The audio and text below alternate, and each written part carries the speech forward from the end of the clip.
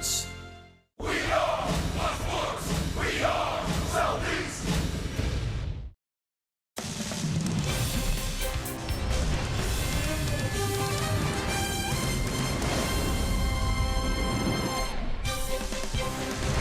Oh, the good times are rolling here at SunTrust Park, where the Braves are taking care of business on a very important homestand. They are 4-1 so far against the Brewers and the Marlins, and after a doubleheader sweep, Atlanta finds themselves in first place, a game ahead of the Philadelphia Phillies. Hi again, friends. The three amigos back with you in the ballpark, where Atlanta tries to make it 3 in a row over the Marlins, and boy, they've done it in record-setting fashion. What a tear Ronald Acuna is on. He's homered in 4 straight games. The last guy to do that as a Brave, your old roommate, Brian McCann. Tell you what, he's the talk of baseball right now, and he's definitely the talk of Atlanta. And watch this right here. You talk about a guy who's just in the groove right here. His bat is so flat and straight to the ball. You see there's no wrap in it. It's unbelievable. And honestly, since he's got moved to that leadoff spot, he's kind of just taking it, Joe. And he's kind of been the guy that's led this team where we're at right now. Take a look at his last 7 games on here. On the Synovus, greatness made here. 448 average, 6 homers, 11 RBIs. And if you go back a little bit further to when he went into the leadoff spot right after the All-Star break, 344 average, 10 homers, 20 RBIs. It's not that he's just getting on base. He's getting on base and doing some damage at the top of the order. Well, his chance for 5 games straight with a homer continues tonight. Trevor Richards is arguably the best Marlins starter. That'll be an interesting matchup. And Anibal Sanchez back after an abbreviated start against the Nationals. He was knocked out with a line drive to the cap. But he's good to go. And anytime he pitches, you feel great about your chances. It's Game 3. The Braves and Marlins on a perfect night for baseball in Atlanta next.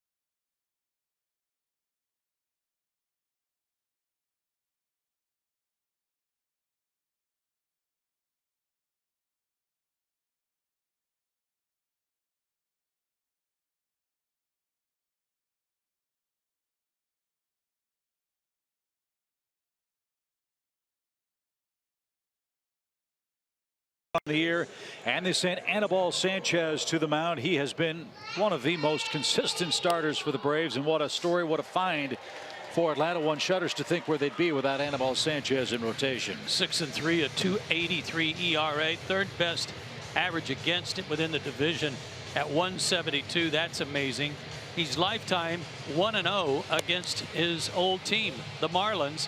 but it's been a while since he's faced him. That leads us to his Ford Keys tonight. The Braves can ill afford him getting knocked out again, and I mean literally. Dodgeball. Don't let any line drives back through the middle nail you tonight. Stay in the game tonight and dodge those things. And flashback, he was great as a Florida Marlin, now the Miami Marlins, and hasn't faced them since 2016, as I said, but has been outstanding for the Braves both before the All-Star break and after. 2-1, a .393 since the break. So he's chasing down win number 7 today. He's also chasing down at least 2 strikeouts. He needs 2 of them for 1,500 in his major league career. And Rafael Ortega, the first man he'll face, and his first is off the plate. 1 ball, no strikes.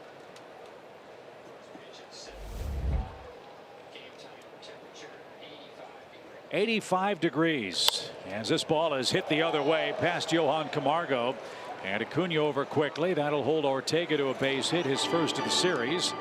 And just like that, Marlins have a runner aboard here in the first inning. They are having all kinds of trouble scoring runs. They've scored 3 or fewer in 11 of their last 12 games and have lost 12 of their last 14 overall. Tough times for Don Mattingly. They lost Martin Prado to injury yesterday. They also lost Miguel Rojas to injury, so another makeshift Toyota starting 9 for the Miami skipper. JT Realmuto is the catcher, hitting second. He's 3 for 4 with 3 walks in this series, and that missed high, ball 1.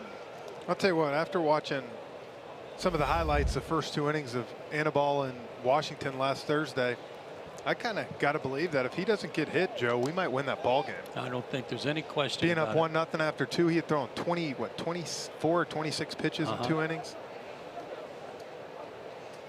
1 ball, no strikes, and that caught a corner. It's even now 1-1. At the time of the injury, he was walking gingerly off the field, but he was removed for precautionary reasons. I recall Anibal's had some hamstring problems, and I'm sure the Braves didn't want that calf issue to lead to bigger issues down the road. So they got him out of the game, and obviously he's good to go tonight. And Realmuto tipped that one into Kurt Suzuki's glove. It's a ball and 2 strikes. Anibal's got a lot of weaponry to both sides of the plate. He can run it up there as high as 92, 93. Great cutter. More cutters this year than ever before. He just threw a splitter. He's got a good breaking ball. Nice stop. Well, you talk about it, it's not that he throws, like you said. I mean, he does get it up to 92, 93 every once in a while if he needs to, Joe. But the thing that impresses me the most is guys just can't get comfortable in the box. It's not like you can bum rush a 2-0 heater, or he'll throw anything at any time. 2 balls, 2 strikes for Realmuto, hitting .294 for the year. And off the end of the bat foul, it's still 2-2. And we've talked about that a lot, Jeff, in this era of hard throwers in Major League Baseball, where so many guys are throwing 95 miles an hour or above. It's guys like Sanchez that can change speeds with every pitch that are truly the special guys nowadays. Yeah, they're a dying breed, that's for sure.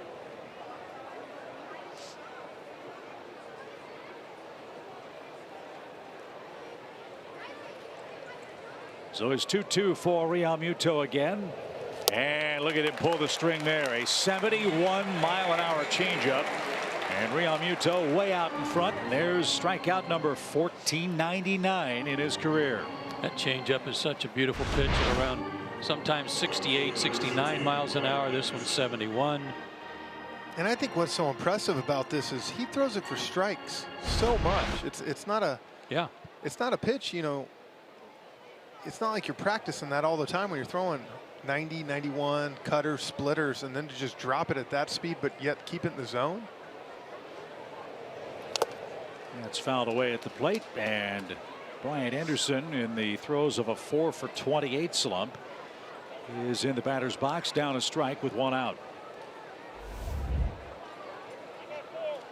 I was talking to a couple of the Marlins guys yesterday. Saw a couple of between games, and one thing they were talking about a lot was, you know, how August 1st, I think a couple of these guys on this team thought they were going to get traded, thought they'd be going somewhere to contender, and they weren't. And so it's been kind of tough. You feel like guys are down. A couple people wanted to leave. They didn't see the rebuild coming, and I think that's something that, Martin Prado, those guys, Joe, are going to have to step up, get through it. There is certainly a mental part to that. If you don't get traded, that you can somehow feel like you're stuck. Then I better regroup here. Runner goes. The throw to second is not in time. So Ortega steals second base. Good throw by Suzuki. Braves will take a look just to be certain. For the moment, it's a stolen base, and Ortega's 3 for 3 in that category. Close crossover step. Able to hang onto the bag once he got in there.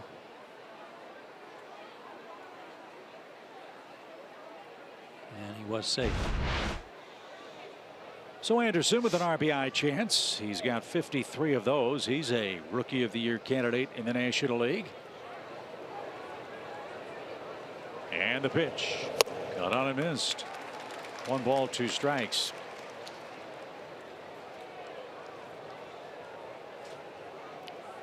A lot of firsts there. Yeah, well, might be a lot of seconds soon, Joe. That's true. And as Chip said, 4 for his last 28. Dog days of August are catching up to him. Now the 1-2 pitch is high.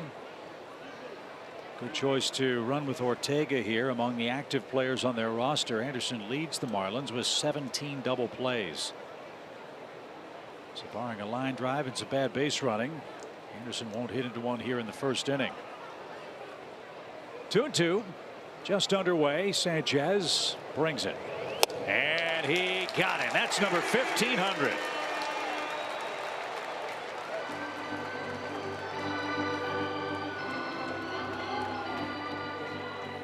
And that baseball is headed to the mantle. He knew how many he needed for that nice round milestone number, and Anderson swung right through it. So back-to-back strikeouts after the leadoff single, and Derek Dietrich is coming up. He too is a strikeout candidate, a whopping 113 of them this year. Great milestone for Anibal. Absolutely.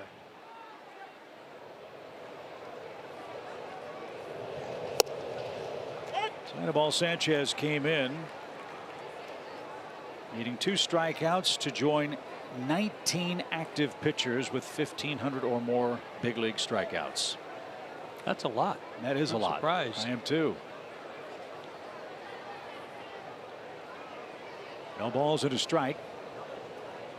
2 outs in the top of the first. The pitch is out of play. It's 0-2. Interesting dilemma, or interesting difference between the Braves and Marlins and how their lineup is constructed. Derek Dietrich is the Miami cleanup man with 113 strikeouts. Nick Markakis is the Braves cleanup man. He struck out 57 times. And Dietrich playing first base with the trade of Justin Bour to the Phillies. Well, I think Joe said it yesterday when we were talking about it. I would have got to believe that Nick Markakis is the, for hitting cleanups, struck out the least out of any cleanup hitter this year. He's the second toughest guy in the league to strike out.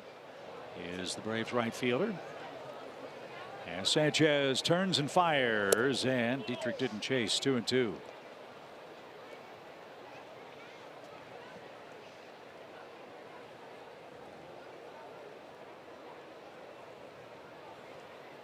Dietrich was a guy whose name you heard a little at the trade deadline. Versatile player. He's got some power. 14 homers. And now the 2-2. Right down Broadway, and Sanchez strikes out the side after a leadoff single. He needed 2 strikeouts to get to 1,500. He got to 1,501, but this the milestone. Anderson swings through a fastball for number 1,500, and the Marlins scoreless after a half inning.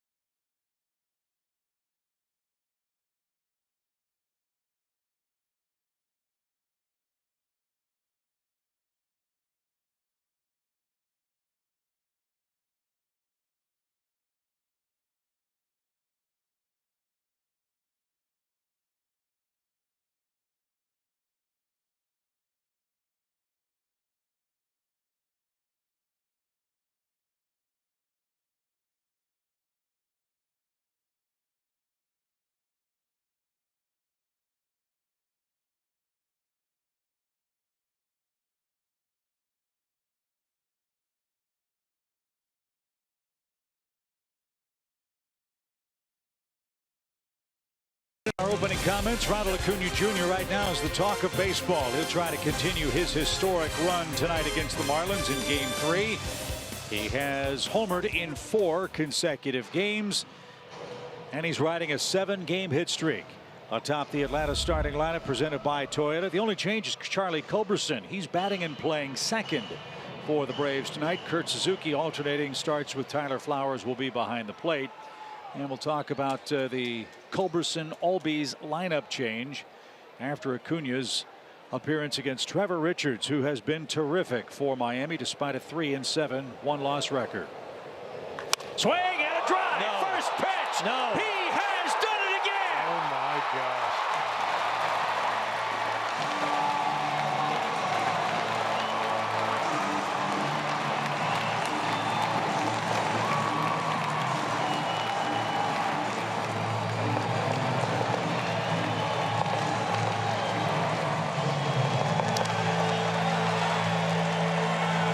That is a new Atlanta team record. Homers in 5 consecutive games. Ronald Acuna has a couple of first pitch homers in this series, and I don't know about you fellas, I got goosebumps on that one. They're not wall scrapers either, boys.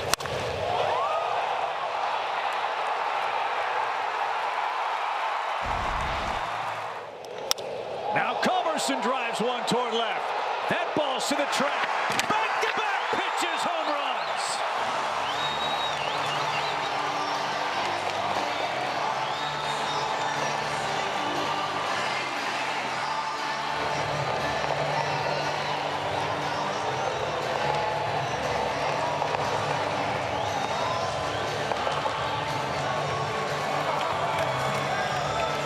I don't even know what to say right now. That is crazy. I don't think I'm allowed to say what I want to say. God.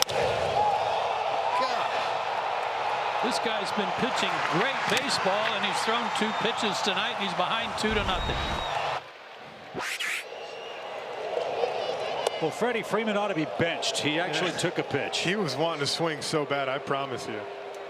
I don't think I've ever seen back-to-back homers on back-to-back pitches to start a game on the first 2 pitches thrown by an opponent. But that's exactly what's happened here tonight as the Braves have ambushed Trevor Richards with solo homers. It's 2-0 in the blink of an eye. And Joe, you are right. Richards has given up 7 earned runs in his prior 33 innings before his first 2 at SunTrust tonight.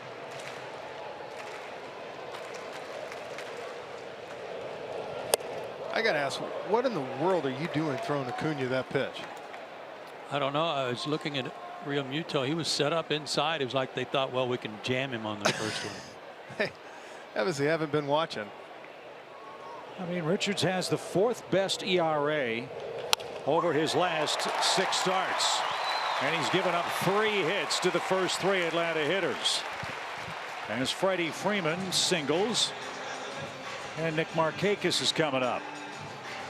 Well, we said in the pregame, nothing against Richards. I don't know that there's a pitcher alive right now that wants to face the Braves. This is one of those fun stretches of a season, guys, where 1 through 8, it looks like everybody is absolutely laser locked in.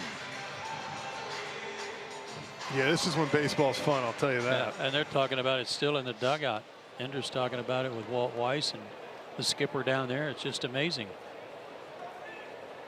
So Nick Markakis the batter, and he takes downstairs. 1 ball, no strikes. I'm not gonna lie to you, I already had it set up that when Acuna didn't hit a home run, I was gonna say send him down. Yeah. And I can't say it. You've been saving it. So 18 homers, 40 RBIs for Acuna, 9 homers, 34 RBIs for Culberson. And the league's leading hitter is Nick Markakis at .325 on the year. In fact, the top 2 hitters in the National League wearing Braves uniforms. Markakis first, Freddie Freeman second.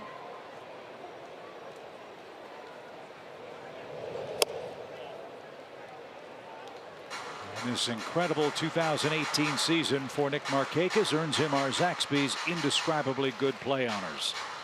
All tops in the National League, all those categories. 48 multi-hit games. There's a strike. While the Braves are playing Miami, the Phillies are hosting the Red Sox. And Boston has jumped in front 1-0 off Nick Pivetta.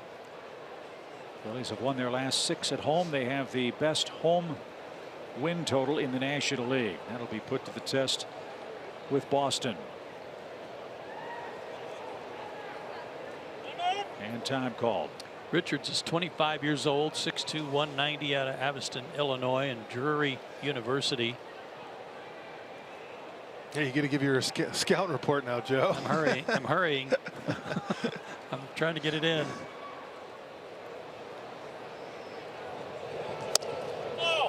His fastball, low 90s, but he's got an outstanding changeup. That's his out pitch. Should have started the game with it. Yeah. Well, you root for guys like this, even if they're wearing an opposing uniform. This man was not drafted. He had no Division I scholarship offers. And that's how he ended up at Division II Drury. Pretty sure these Atlanta Braves don't care about that right now. I think that's apparent. But to get to the big leagues as an undrafted player is pretty impressive. It is. 3 balls, 2 strikes. Freeman's running. And Markakis shoots one over the shortstop's head. Atlanta's going to have him at first and third. Throw goes to third. But Markakis unable to advance as Magneuris Sierra throws to the wrong base again. But this time it didn't cost him an extra 90 feet. And the Braves are 4 for 4 at the plate to start this game. This was a nice little inside out swing. Might have been a changeup. Just went down and got it. And I'll tell you what, Joe, most lefties tonight, that changeup right there will work and get him out. The way Nick stays on it, you can see right here. Keeps his head down on it perfect. Doesn't try to do too much. Well, that's got some big time screwball spin on it. Look at it. Look at where he's at right there. I mean, his head is staring right at that baseball. So that's 150 hits for Markakis, 146 hits for Freddie Freeman, and Johan Camargo's the batter. As Real Muto went out to give Richards a breather here. He has been big time ambushed.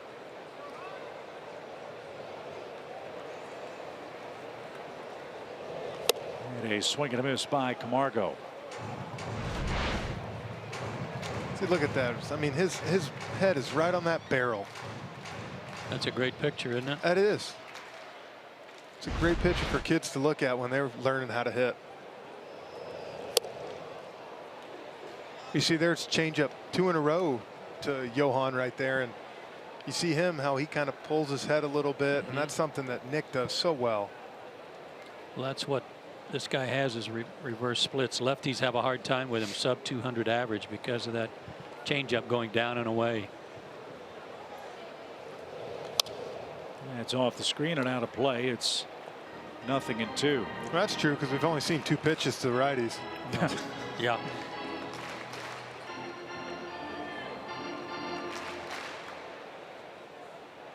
Johan's got 9 hits in his last 21 tries. He's up to 55 RBIs, and he's pushed off the plate at 1-2. This Acuna thing is so amazing. If you blink, you miss his first at bat. Right. Well, the all-time record is 8 games in a row with a homer. And the man that's leading the Marlins knows all about that. He is one of the men that accomplished that. Don Mattingly once hit 8 homers in 8 consecutive games. Ken Griffey Jr. and Dale Long are the other members of that exclusive club.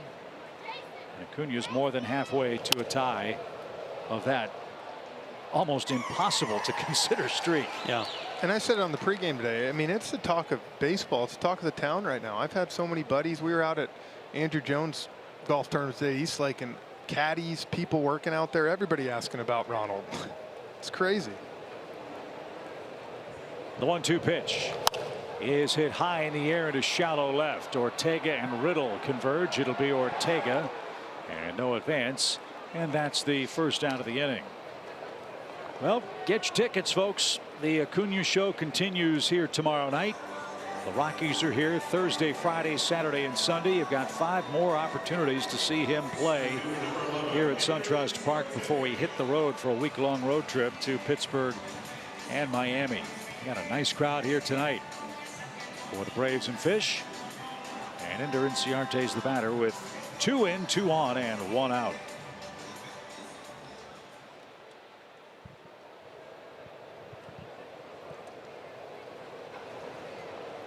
Ender has a couple of hits in the doubleheader and a liner to the second baseman. And good base running by Markakis. He's back safely. 2 are out. Starlin Castro in the right place at the right time. And now the fate of the inning rests in the hands of Kurt Suzuki. It'd be pretty amazing if Richards can escape this inning with only 2 runs.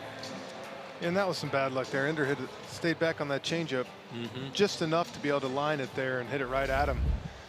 Good base run by Nick to get back right there. Kurt has a 3-game hitting streak. And is batting .252 for the year. 2-0 Atlanta. And foul at the plate. That has been the fate of Kurt Suzuki since he's put on a Braves uniform. He's either getting hit by a pitch, hit by a foul ball, or he's fouling the ball off a lower extremity. And he took one off the ankle in the first inning. Catching. Right. It's a good way to start. And it just so happens that that protective guard is his favorite color scheme. As a catcher, it has to be black and blue. And it just wasn't quite big enough. It hit the one spot he didn't have it on.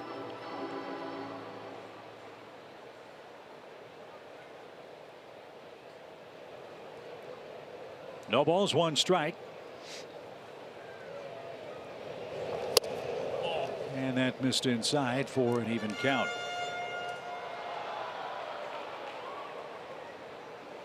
Braves have won 10 of the first 13 games with the Marlins and 6 of 7 against them here at SunTrust Park. Again, the theme for this homestand: take care of business. And there's no doubt about it. And you look, if we win today, we're 1 game back from having the best record in the National League. Joe? It's one of those things where you have to take advantage of your opportunities. That is a ground ball, fair ball, and a long throw across the diamond is in time by Rivera, and that retires the side. Well, if you missed the first 2 pitches of the game, you missed an awful lot. History for Acuna, a homer in his 5th straight game. And then on the very next pitch of the game, Charlie Culberson in at second base. He goes into launch mode, and the Braves score 2 in the opening inning.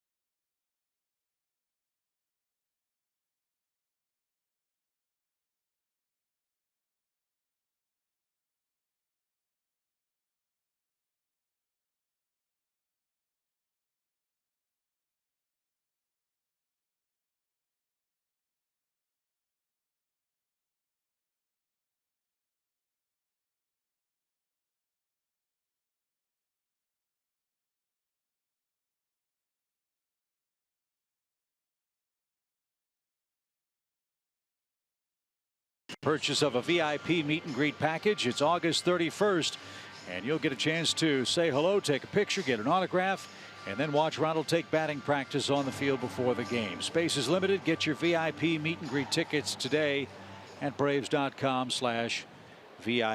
The last time the Braves had back-to-back homers to start a game was almost 4 years ago to the day. August 18th, 2014. Jason Hayward and Andrelton Simmons turned the trick against the Nationals. And Anibal Sanchez now with a 2-0 lead. Faces Starlin Castro to start the second, and he dumps a base hit into left center field. I beg your pardon. Ball got away from Ender, but no advance. And that is the second Miami hit, second leadoff hitter aboard to start the night. Starlin has more at bats against Anibal than anybody on their team. That makes him 4 for 12 against him.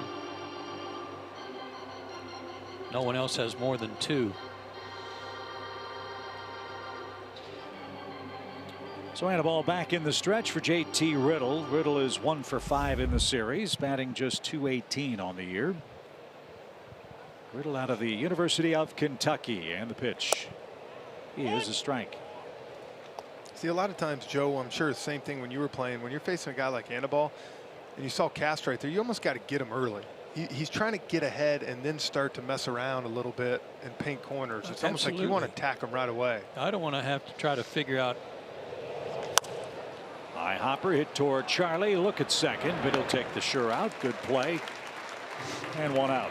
I wouldn't want to get deep in the count or get behind in the count and have to figure out now what am I going to do. You got 4 or 5 pitches at 65-mile-per-hour changeup. But like Greg Maddux, that really plays into his hand, because if you,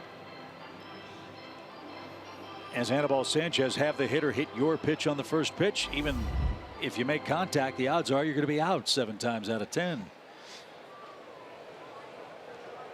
So far so good for Sanchez, with Yadiel Rivera up. He is 0 for 12 against the Braves and batting .185 for the year.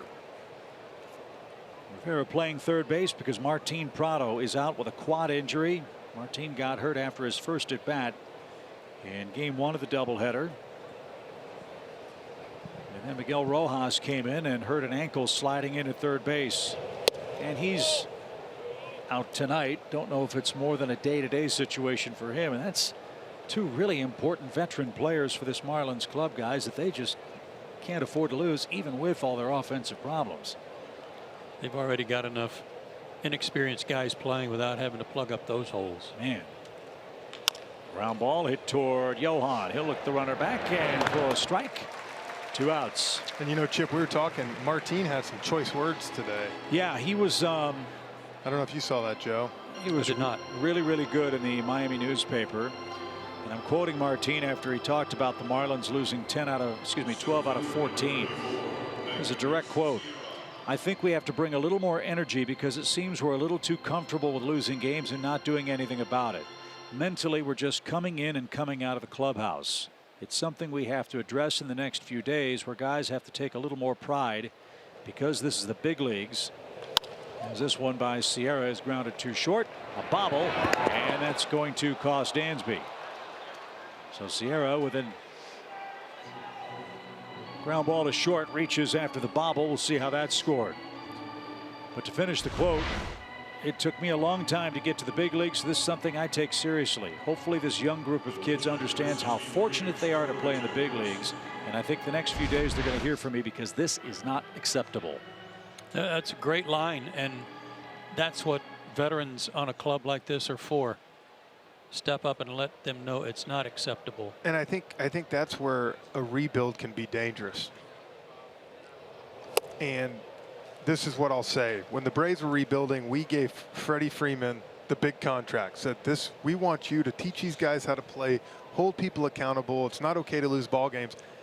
I hate to say it, but right now you look at Florida and there's not someone down there to do that. Obviously Martin's there, I understand, but I'm saying, to me, they got to take care of JT Realmuto. They got to get him on the book so he can be that guy that says it's not okay to play like this. The runner at first goes, and Sierra will take second with no throw. It's a stolen base, and with Trevor Richards up there. On that note, fellas, I was talking to Freddie Gonzalez before the game, and he was talking about their team and their state that they're in right now. And I won't tell you what player he was telling me about, but last night after the doubleheader loss, one of the veteran players brought his food tray over and sat with Freddie. And Freddie Gonzalez said, "You're going to come over here and sit with me?" And he goes, "Yeah, I think you and I might be the only two guys in this clubhouse that are ticked off about what happened today." Yeah, that speaks loud. So Trevor Richards down 2-0, has a chance to help himself here. Sierra was given an infield hit after that bobble. He took second on the steal. So they're at second and third, 2 outs, and Sanchez brings it. And it's fouled away. Like I said, you know, it's a slippery slope because you want guys to have fun, enjoy themselves first time in the big leagues, but at the same time, like Martin said, it's not okay to just come out and lay down and, you know, And be happy to be here. Absolutely.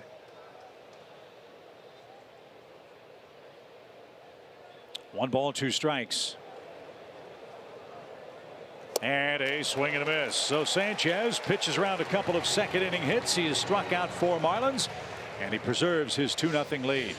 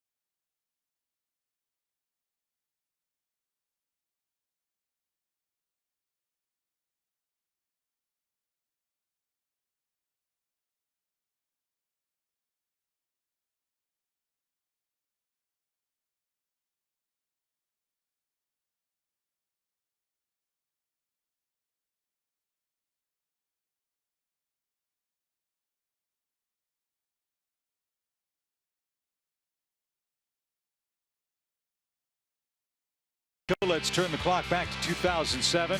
For the 132nd time in his career, Bobby Cox was ejected from a big league game, breaking John McGraw's all-time ejections record. It took the Braves skipper only 28 years to do that, compared to 42 years for McGraw, including 14 as a player. We talk about 56-game hitting streaks, consecutive game streaks, home run streaks. The all-time managerial ejection record is a streak that'll probably be never broken with replay and review, unfortunately. And this is all good, but can we go back and look at McCann smiling right here, Bobby getting He knew what was coming. Oh, he's loving it right here, looking. Yep. All right, here we go. Now, do you think Brian was in there telling Bobby, like Greg Maddux did at Cooperstown, that all those pitches were way off the plate? Bobby, you gotta go argue them. Oh, absolutely. Why not? Well, all he had to see was Chipper being upset. Yeah, that was good enough for Bobby. Well, I miss the managers coming out and fighting for their team, arguing with the umpires. I think the umpires, you talk to a bunch of umpires, they miss it too. Really? As Dansby takes a strike. I think it got them personality. You know, the umpires are able to show a different side. But now with instant replay and the challenge system, there's really nothing you can argue once it goes to video evidence. Well, you see Ben Zobrist had a good one today in Chicago. I don't know if you saw, he got tossed and he told Phil Coos, the umpire, that's what made him get tossed, was he told him that's why they want an electric strike zone. Oh, that'll work. That'll get you ran. Yep. 1 ball, 1 strike. For Dansby, that's popped up right side and headed for the seats and out of play. Let me ask you guys as players, when the manager would come out and go crazy like Bobby did, does that have an effect on your team's performance? It can. Yeah, I think so. I think so. You know, he's fighting for you just like you're fighting. Especially when something's pretty obvious. 2 Hall of Famers sitting there. John Schuerholz and Bobby Cox as Dansby looks inside. Ball 2. 2-2 the count. Braves jumped all over Trevor Richards. Homers on the first 2 pitches of this game. Ronald Acuna and Charlie Culberson.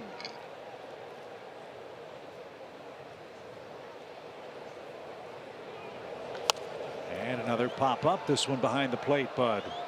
Back into the crowd. We'll do it again. Braves have never seen Richards before, but he comes into this game very highly thought of. Last year, he won 12 games in the minor leagues between Jupiter and Jacksonville. Again, an undrafted player. He was their minor league organizational pitcher of the year, and he found out in a very interesting way. You know, minor league guys, undrafted guys, aren't making big bucks in the big leagues. He works as a teacher's aide in Aviston, Illinois Elementary School in the offseason. That's just east of St. Louis. And you know, every morning when they do the class announcements and the Pledge of Allegiance and all that stuff, as he got Dansby to swing and miss for the first out of the inning, the school announced that you've just won the Marlins Organizational Pitcher of the Year over the class announcements at the elementary school. That's pretty neat. That is very cool. Question is, how many of the elementary guys knew what they were talking about? You know, that I can't answer you, but you know, for one shining moment, he felt real famous. Absolutely. But give him credit. You know, here he is pitching well in the major leagues. And he's got his first strikeout of the night. Dansby Swanson. Anibal Sanchez looking for his first hit. Joe, how close were you, Joe, to get a knock as one of your 4 keys? Yeah, real close. It worked for Fulton-Evans last night. That's what I was going to say. It was the best. I saw Fulte down there, and before I could even say nice job pitching, I just said, hey, great hit. And he was on top of the world. He said, I think people are more happy about my hit than my pitching. I said, well, I know 3 people that were right up in the booth. Yeah. His hitting coach was too. Paul Bird has a great shot of Kevin Seitzer with his arms extended skyward, as this one's off the end of the bat. And in the ball with that history of hamstring issues, takes it easy down the line, and he's the second out. So here's Acuna. He's already got a home run tonight. It came on the first pitch. Let's check out the metrics. Our StatCast AI powered by AWS.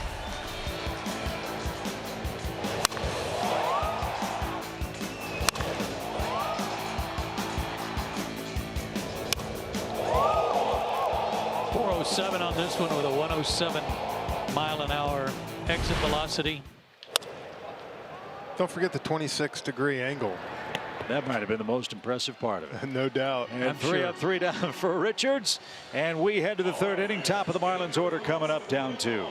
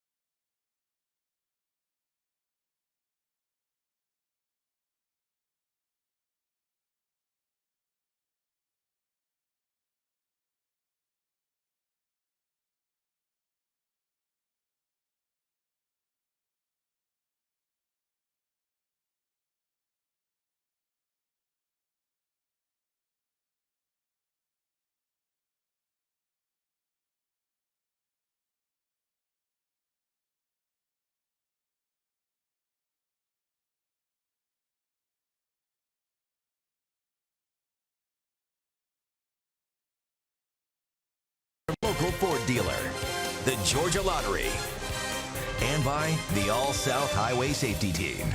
The All-South Highway Safety Team reminds you to play it safe by never mixing drinking and driving.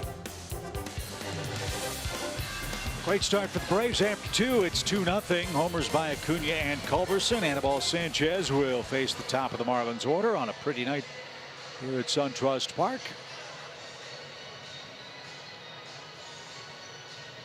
2 games yesterday, and Atlanta won them 9-1 and 6-1. Braves got 24 hits in those 2 efforts against the Marlins. Touki Toussaint, his first big league win. Mike Foltynewicz picked up the victory in Game 2, his 10th, which ties him with Sean Newcomb for team high honors among the starting pitching staff. So here's Ortega. Let's see if Sanchez can get the leadoff man. 2 singles for Miami in as many innings to start. And that's taken low. Ball 2. Both those guys have 9 or 10 starts left. They could rack up a lot of wins before it's all over. Newcomb and Foltynewicz. So look at this guy. He's gone 3-0 to Ortega. Both of the runs that scored yesterday reached base by way of walk for Miami. And 4 pitches puts Ortega aboard. That is only his 2nd walk this year. And that's the danger with Ortega, because look, there's some unknown players on this Marlins team, but then you get to Real Muto, Anderson, Dietrich, and Castro. Those are legitimate major league hitters. You got to work your way through those guys, because Ortega came in hitting 190. After Castro, the highest average is 218 to the bottom of the order. Let's see if Anibal can get Real Muto to hit the ball on the ground. He's hitting his 6 double plays, and Sanchez has missed with 5 straight to start the inning. I think that was a surprising stat for me that you told earlier, Chip, was Brian Anderson's 17 double plays, because he's not slow by any means.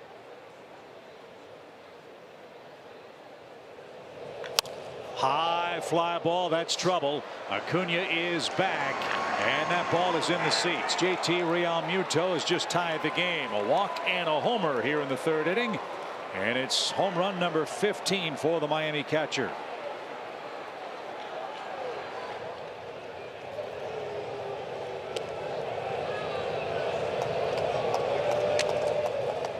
I'll tell you who noticed that more than anybody is Trevor Richards. Got him back to even. High changeup. He was sitting on it.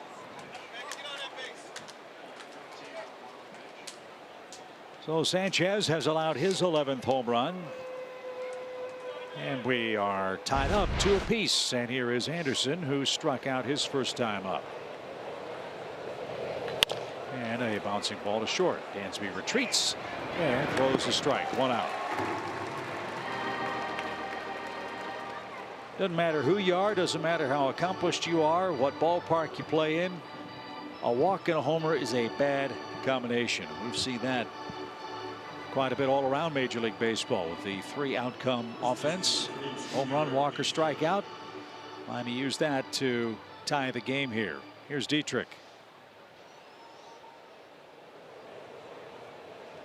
Derek struck out to end the 1st inning, and that's off the plate. This guy was putting on a show in batting practice. Oh, he can hit him now. Man, oh man.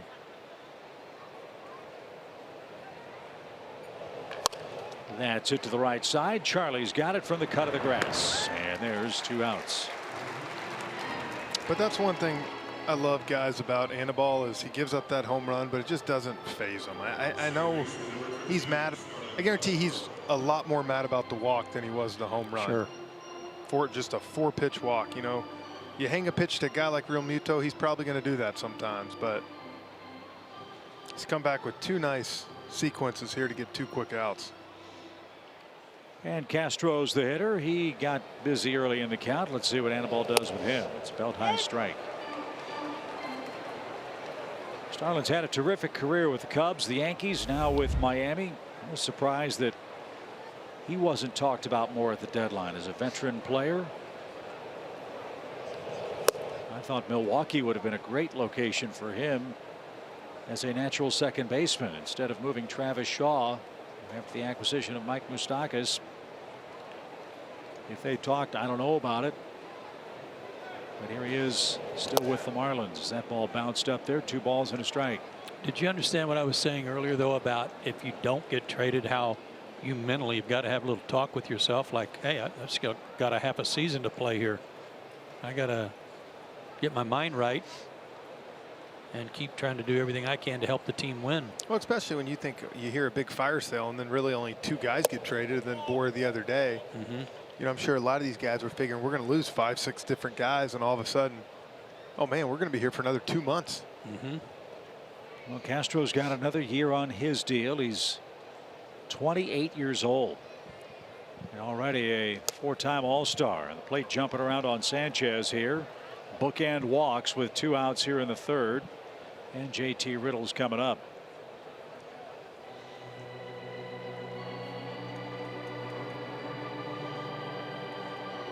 So the Miami leadoff man has reached in all 3 innings. And the ball has not yet had a 1-2-3 frame. And now Riddle, after grounding out his first time, is the next Marlins hitter.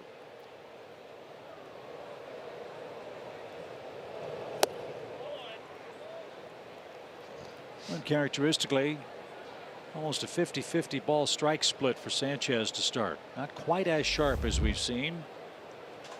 Remember, he pitched just 2 innings in his last outing in Washington after he was hit with a batted ball. That one had some sink to it, even count.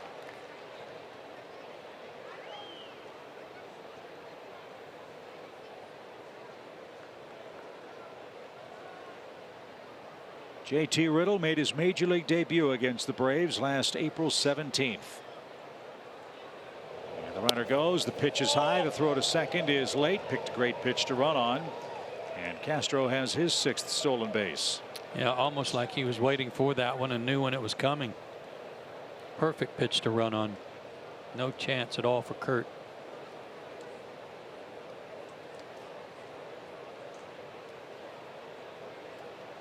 So a hit could mean a run for Riddle. He's had a ball behind in the count, 2-1. Little chopper. It's going to trickle foul. I just got a text message from our good buddy Mark DeRosa who said Hakuna Matata. Yeah. I hadn't heard that one yet. Have you heard that? That was Chips. Was it? Well, I said Hakuna Patata. Patata, like a potato, tater. Yeah, I know what that is. Yeah. Well, yeah, we know. Frenchy fries, we know you know what potatoes are. But yeah, it's, again, spine-tingling stuff. The pitch. That's right there, strike 3, and that'll end the inning. But a walk and a homer, the recipe for Miami to tie the game. Something fishy going on here in Atlanta. 2-2 with Culberson, Freeman, and Markakis coming up.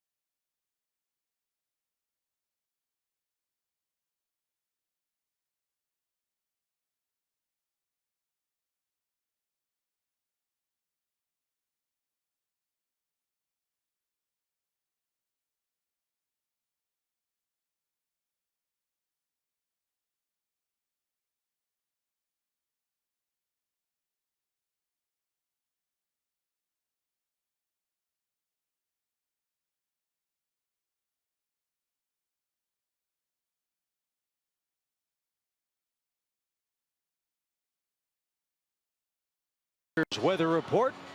Just a few puffy clouds overhead. Cotton candy sunset, as we might call it. We'll join Paul Bird shortly as the Braves and Fish meet in Game 3. We're tied 2 apiece. Culberson, Freeman, and Nick Markakis are coming up. I mentioned the lineup change for Brian Snitker, inserting Charlie Culberson, not Ozzie Albies, at second base for the game tonight. But Ozzie was given a scheduled day off today by the Braves training staff, and they came up with a games played and rest day schedule for him after he came back from his last injury. And so they're monitoring it. He is able to pinch hit, might be in the game a little later on, but they're just trying to monitor his workload, especially guys with so few remaining off days left for the Braves until the end of regular season action. As Charlie pops this one up in a no man's land in left center, and it's going to be Sierra who takes over and makes the play, and there's the first out. All of a sudden, 7 up, 7 down for Richards, who gets the Braves leadoff man in inning number 3. Yeah, let's hope that they don't look back and look at Freddie and Markakis being first and third, nobody out in the first inning with 2 in, and didn't add on to their lead. Well, again, Richards 4th in the National League in his last 6 in ERA, barely under 2 earned runs. Zach Greinke, Max Scherzer, and Aaron Nola are the only guys with better ERAs in that stretch. So as I said, you may not know much about this guy, but he has been tough, and he's rolling all of a sudden now.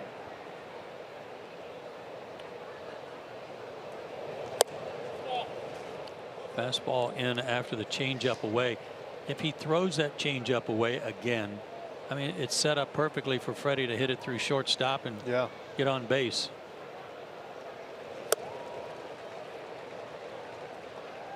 And see, this is where I don't understand the shift sometimes, like that right there. Fastball away.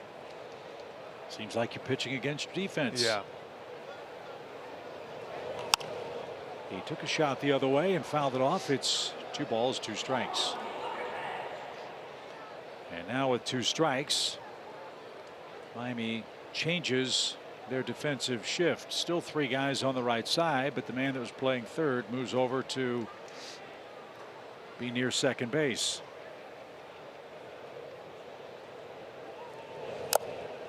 And fouled away. It's still 2-2. He spoiled a pitch that wasn't even close to being a strike. I was talking to Brian Schneider last time the Marlins were in town, and he kept telling me all about Richards' changeup. Says it's one of the best he's seen in a long time.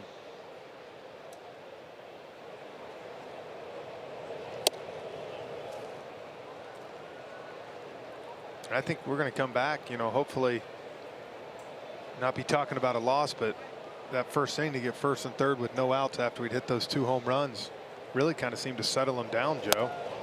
And Freeman takes ball 4. So 1 out walk snaps the 7 up 7 down streak, and Richards back to the stretch. Great at bat by Freddie. Yeah, as I was saying, that hurt a lot. Everybody was excited about the 2 home runs on 2 pitches, but could have had some more. So Nick's base hit in the first inning extends his hitting streak to 11 games. He has 3 double-digit hit streaks this year for the Braves. So does Freddie Freeman. And Nick put 2 more points on that average. He's up to 327, best in the league. And right there at 79, a strike call, a slider.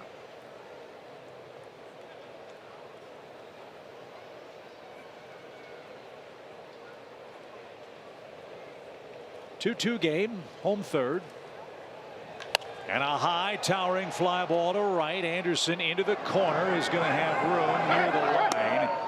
And just shy of the 325 mark, Markakis flies out, and 2 are out. Just missed it.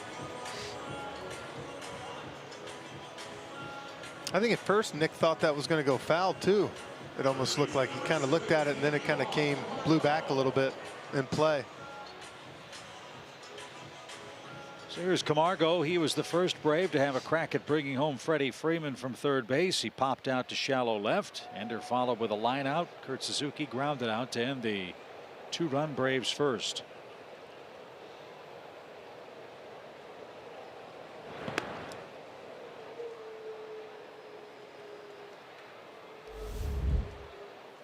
Camargo's hit a couple of home runs. He's knocked in 10 of his 55 runs against Marlins pitching. That one got away from Real Muto, and now Freeman will be in scoring position on a ball in the dirt.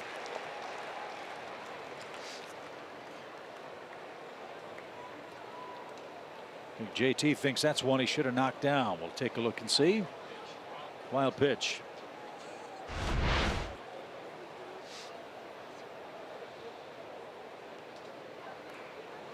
Yeah, try to backhanded effort with a runner at first probably would have been better served to just try to take it off the chest protector.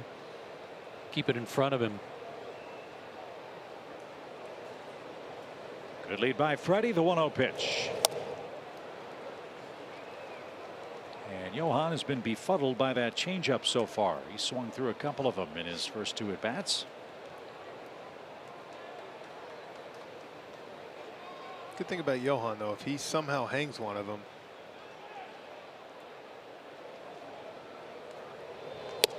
Well, that was close. Looked pretty good. Yeah. Fox tracks. 2 balls and a strike. Atlanta native Paul Nauert behind the plate. Was up my neck of the woods. Paul's been going about 20 years now.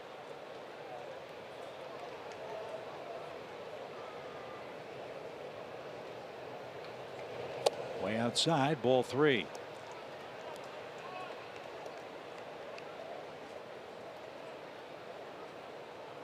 Ender would like a chance to hit here in the 3rd inning. That means that would mean the Braves would have a couple guys on, perhaps.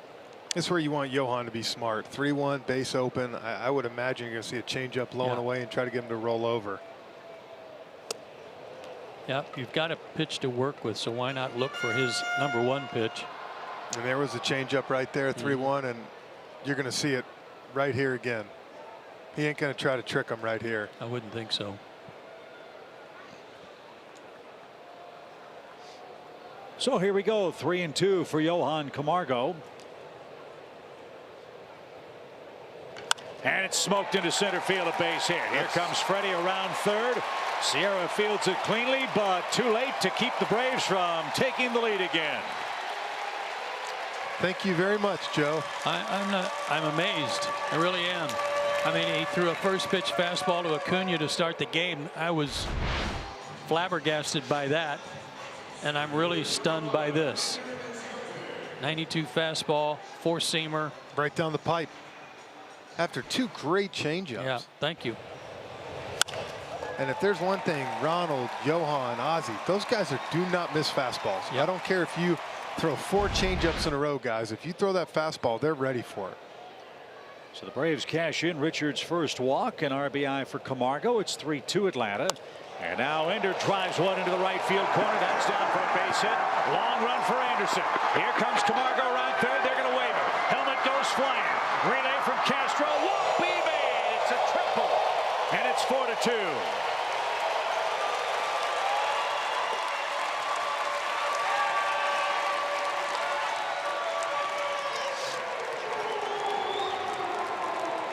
Two out runs. The Braves have done it all year, and they get 2 more of them here in the 3rd.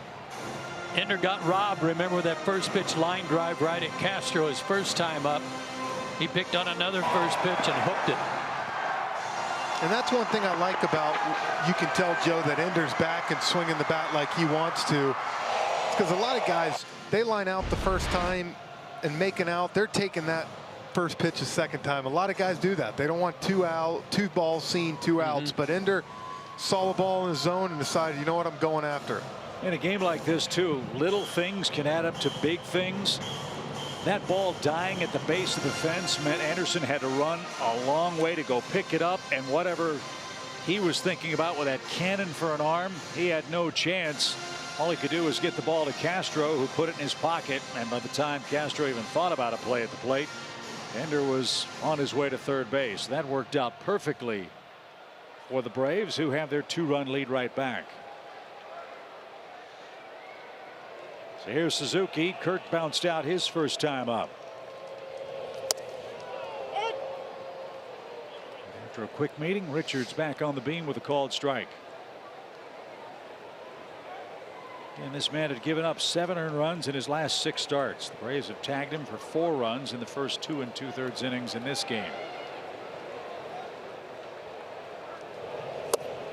Boy, the actions happen quick too. Sure does. 2 pitches, 2 runs Right. to start the game, and he's a 3-2 changeup away probably from getting out of it with Camargo, and next thing you know, 2 pitches, 2 more runs. That's why our offense is so much fun to watch. Scoring a bunch of runs. And really running the bases well. 1-1. It's only the second time this guy's given up 4 runs in a start since June 17th. The only other time was July 3rd at home against Tampa Bay. 2 balls and a strike.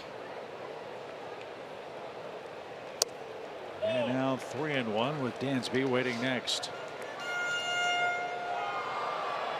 So same scenario for Kurt that I guess Camargo had here, right? He's got 2 pitches to play with. Sure.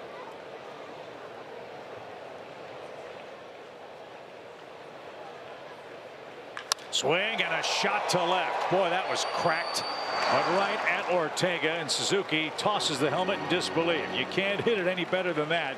But he's got a tough 0 for 2. Atlanta gets 2 in the 3rd and leads again.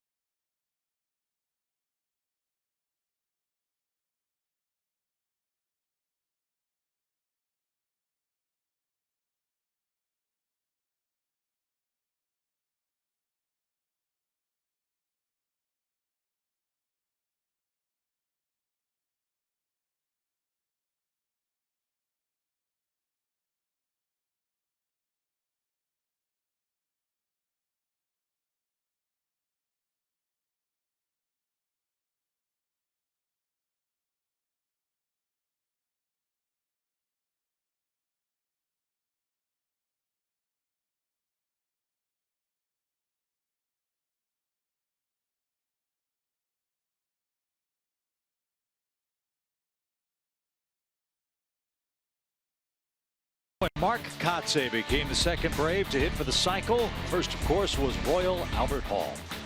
Kotsay's 5-for-5 performance wasn't enough, though. The Cubs held on to beat the Braves 11-7, which gave the Cubs their first season sweep of the Braves in franchise history, which dated back to 1876. Mark Kotsay, one of the really great guys to wear a Braves uniform.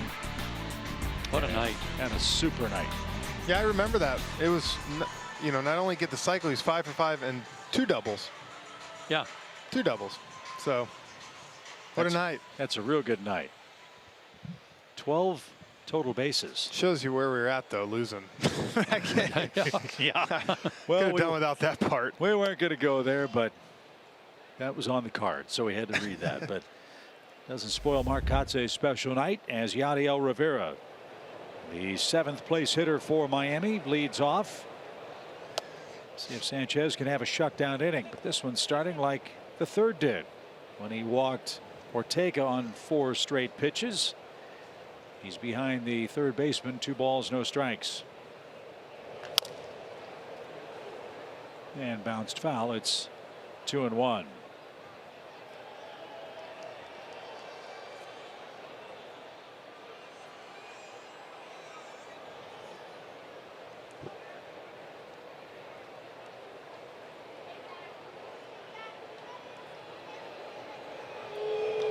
That's hit the other way. Good piece of hitting. And Rivera's aboard. with his first hit, and the Marlins have their leadoff man on for the 4th straight inning.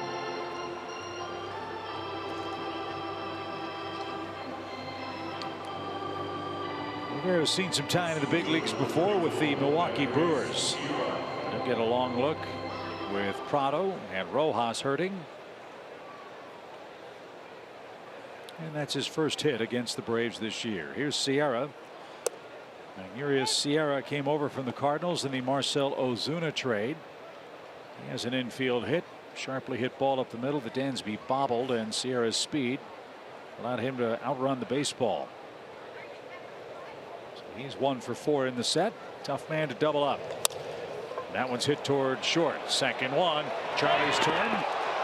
And he's safely aboard with 1 out. That's, I would think, guys, how the Marlins want this guy to play. Hit the ball on the ground, try to take it up the middle, and outrun the ball when you can. No question about it. If he can figure that out and use his wheels, he'll be a real asset for them. But the other thing he's got to start doing is playing more fundamental outfield. He's been throwing to the wrong bases. He's overcharging ground balls. And that's something that Don Mattingly and his staff have already taken him to task over. And he almost got picked off. Freddie thought he got him on the heel before he got back to the first base bag. Let's see if the Braves take a look at this.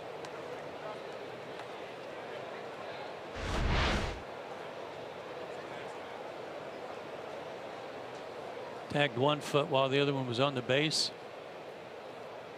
Nice save. I think he is. Better be glad he is after you were talking about the fundamentals in the outfield if he got picked off there. Well, he too made his major league debut against the Braves last May while with the Cardinals.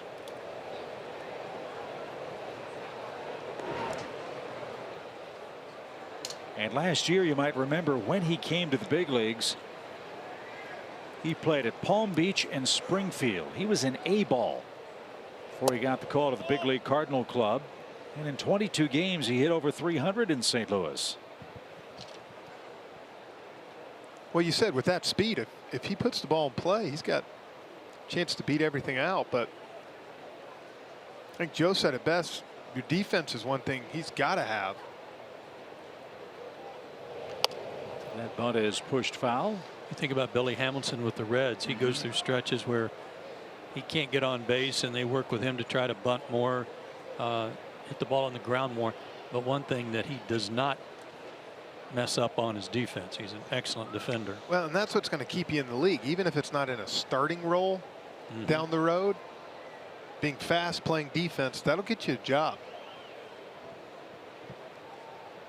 1 ball, 1 strike for Richards, and it's bunted, and Sanchez bobbled, has to make the throw, and he hits the pitcher right in the back. And he was in the running lane, according to Paul Nauert. And I think he was. If I look back, I actually think he's on the right side of it. So the bobble and the fastball to the back is a painful way for Richards to get to first base, but the Marlins will have 2 on and 1 out. Oh, right in the head. It's the helmet, not the back.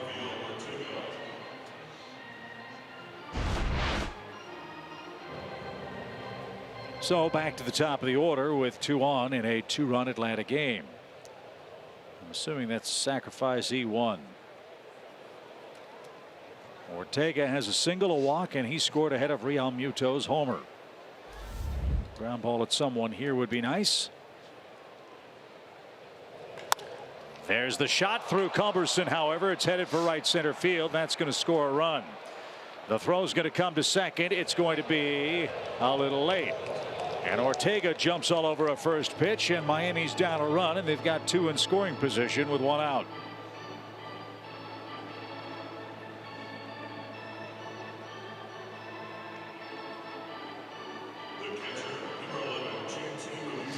And now, as we mentioned an inning ago, you've got to deal with the veteran Marlins hitters here. Quite a night for Ortega, who was 0 for 8 yesterday. And Charlie couldn't get there in time. That ball was scalded, though. So Real Muto with a homer. Now takes a strike. 4-3. Hits are even, 6 apiece.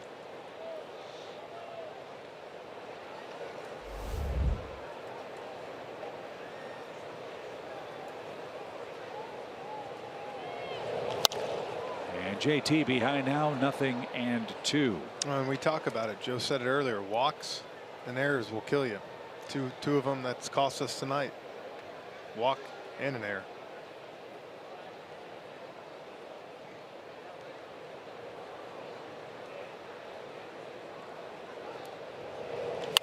There's a line drive into left field on a changeup, and that's going to score 2 runs and put Miami in front. Long throw to second, and Real Muto hustles back to first. So it's a 4 RBI game for JT Real Muto, and Anibal's given the lead back again. It's 5-4 Miami. Was it an 0-2 pitch too?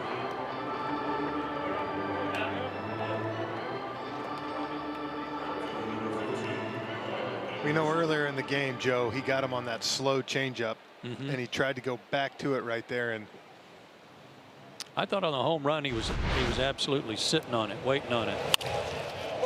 And that one was upstairs. Yeah. And put it on a tee for him. 0-2. So Chuck Hernandez out for a visit. 4 RBI night for Real Muto.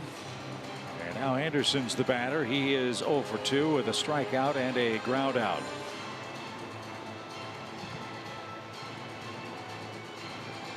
So Miami leads 5-4.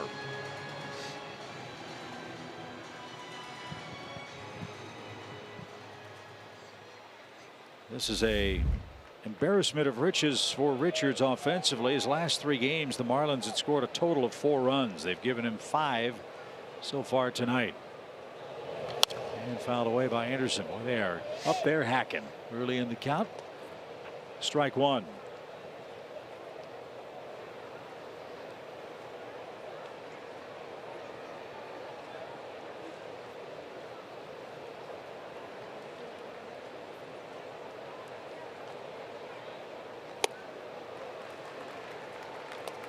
And 0-2. Phillies and Red Sox tied 1-1 in the 7th. Rhys Hoskins has hit a home run for the Phillies. Milwaukee beat the Cubs 7-0 in early action. No score Cardinals and Nationals. That game's in the 2nd. Another 9th inning loss for the Washington club last night. Paul DeJong hit a homer in the 9th to win game 1 over Washington in St. Louis yesterday.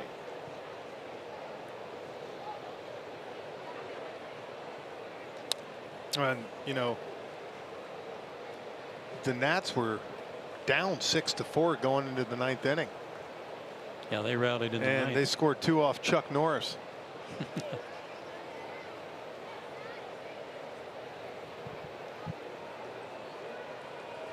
Well, Bud should have used a mule kick of some kind. Yeah, absolutely. I was waiting for that. 1 ball, 2 strikes.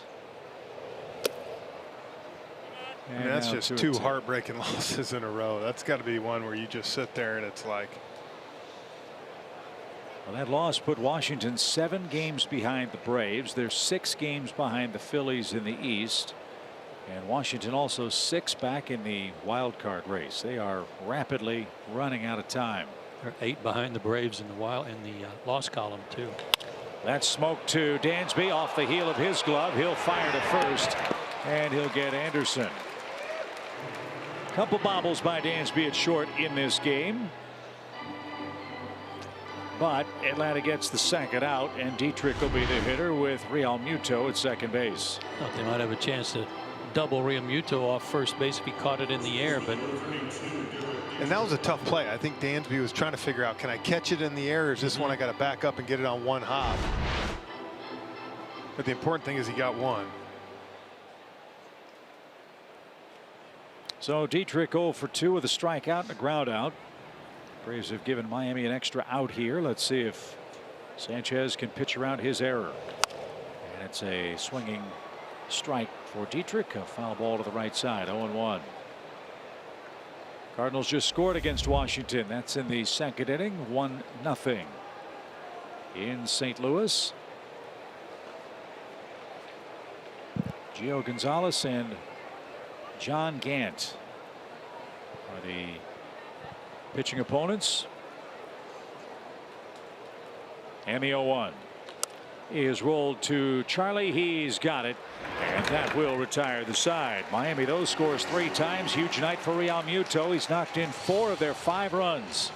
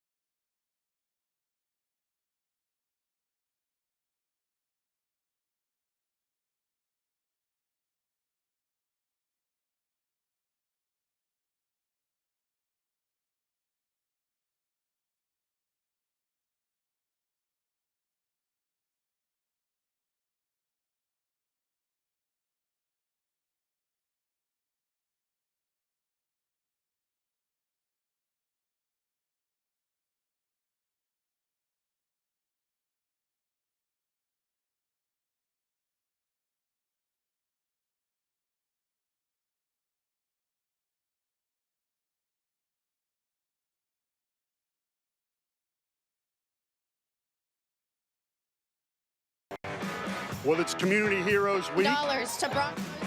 And I have to tell you, Bronco Reese, childhood cancer survivor. At school today, the Braves ambushed him with a bunch of players showing up to honor Bronco's benevolent foundation. Bronco's dad nominated him. What an incredible, incredible experience today. Now I know Ronald Acuna is a big star today, a superstar. But Bronco is #1, man. I got to tell you, what did it feel like when the Braves players came over and ambushed you at the school and surprised you and your foundation? That was really like a cool, intense moment. I was super like nervous. I didn't know what to do. I'd been in the counselor's office for 45 minutes before that. Okay, I've been there too. That was so dumb. Like, that was bad. Cause like right when it hit like 30 minutes, we ran out of things to talk about. And she was just sitting there trying to stall me. I like really didn't know what to do. Swanson almost hit a home run. I know you were a huge Braves fan, so much so when you saw the players, you almost thought about walking the other way. Yeah, I got like really scared, and then I almost cried. You know, boys shouldn't do that. When you see a sportsman, you don't cry. Yeah, you got to be tough. But a lot of the girls were crying because they saw Freddie Freeman. Oh my Lord! They were like, "Oh my God, it's Freddie! Freddie, can we get a picture?" It was, oh my God. I felt bad for the other players because like they got no attention except for from the boys, all from the girls. They were screeching and squealing, "Freddie, I love you!" Now I've hung out with you here, and I've got to say, man, you are my hero, overcoming childhood cancer and a heart transplant, and you are out here screaming because you're such a huge Braves fan. Who's your favorite player? I have to pick between Nick Markakis and Freddie Freeman. What? And Kurt Suzuki. You got 3. All right, I'm going to focus on one, Nick Markakis, because I have been trying to get this guy to smile for about 4 years now. Your personality was so great today. He smiled bigger than I have ever seen him before. I don't know. He was just smiling. I don't know. I didn't even notice he was smiling. I don't know. I guess I did. Now that I think about it, I wasn't really paying attention. I was just trying to pay attention and trying to get their names right. I was like, "Oh, and I couldn't remember. Like, I studied all of them. I studied a lot of them, so. Except for Tyler Flowers, and I'm sorry, Tyler.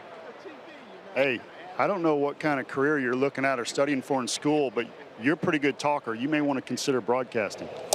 I was thinking being like a football player, or now I'm considering baseball, or I could like go into like coaching. Hey, I've got one more question for you. You got cancer, you overcame it, and then you started a foundation to help other people. Tell me about that. Okay, so me and my parents have a foundation called Broncos Benevolent Foundation. Can you hear me? Can you hear me? Yeah. Okay. We raise pajamas. We raise money for organ transplants. We raise food or money for food. We feed the cardiac transplant or cardiac step-down unit. And the family, the nurses, the patients. Oh no, I can't. That's enough. And we donated supplies to a kitchen. That is outstanding. I've got to shake this guy's hand again. Bronco Reese, everybody, community hero. Great job, Atlanta Braves. You definitely selected the right person as a hero in our community. Honored to meet you, sir. Continue great work with your foundation and pulling for the Braves. Thank you. Chip, Joe, Jeff. All right, Paul, thank you very much. You did it. 2 balls and a strike for Ronald Acuna. Thanks to Bronco and his family. What a great story. Boy, is it ever. I think he brings more energy than Birdie does. That's tough to That do. is hard to do. And I especially like the part about studying the names but forgetting them while you're meeting. That sounds like a perfect play-by-play guy to me. He's got to be a big hit at school, man. Fouled away by Acuna, full count. Freddie Freeman, Nick Markakis, these guys show up for you at school. That's a big deal. You bet. You've earned it. All of a sudden, things at the ballpark got kind of flat, kind of quiet after the Marlins scored 3 runs in the 4th inning. Well, it's been, what, 3 innings since Ronald's hit a home run. Getting kind of dry around here. The payoff pitch is hammered into center field. It almost took the pitcher with it. He almost decapitated the Yikes. pitcher. So 15 hits for Acuna in his 8-game hitting streak. And the Braves got a couple of 2-out runs last inning. Let's see if they can keep that alive. Charlie Culberson bats. He too has hit a homer. 4-seamer right back at him. 103 miles an hour. That's when you know you're locked right there. You just take a nice easy swing on 3-2 and just smoke it up the middle. Big lead.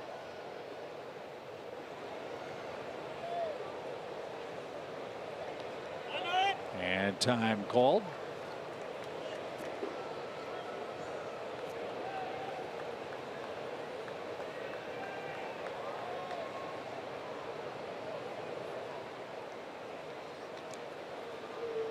Ronald will steal a base on you if you aren't careful. He's 8 out of 10 in that department. Let me ask you a question. Charlie called timeout. They gave him time. He stepped out. At what point is time back in? The pitcher throws over trying to pick him off. Up the middle, base hit. And the Braves will have 2 on. Sierra bobbles the ball, and Atlanta's got him 1st and 3rd.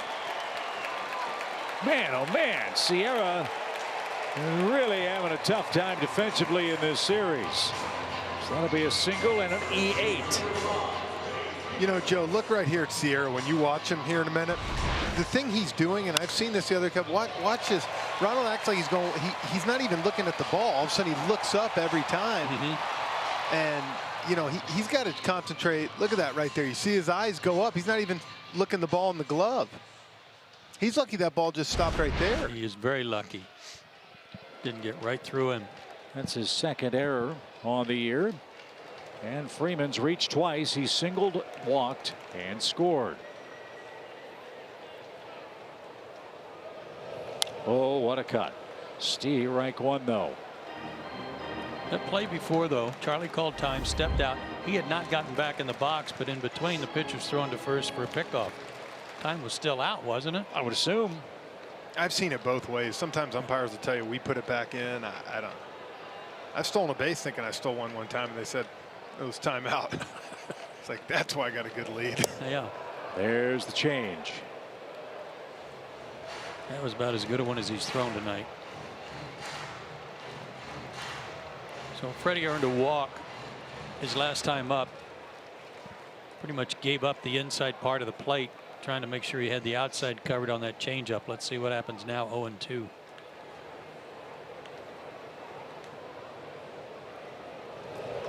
And it's cut on and missed. Another change, and Freeman swung right through it. And after 2 straight singles, 3 pitches to Freeman sends us to the 5th inning.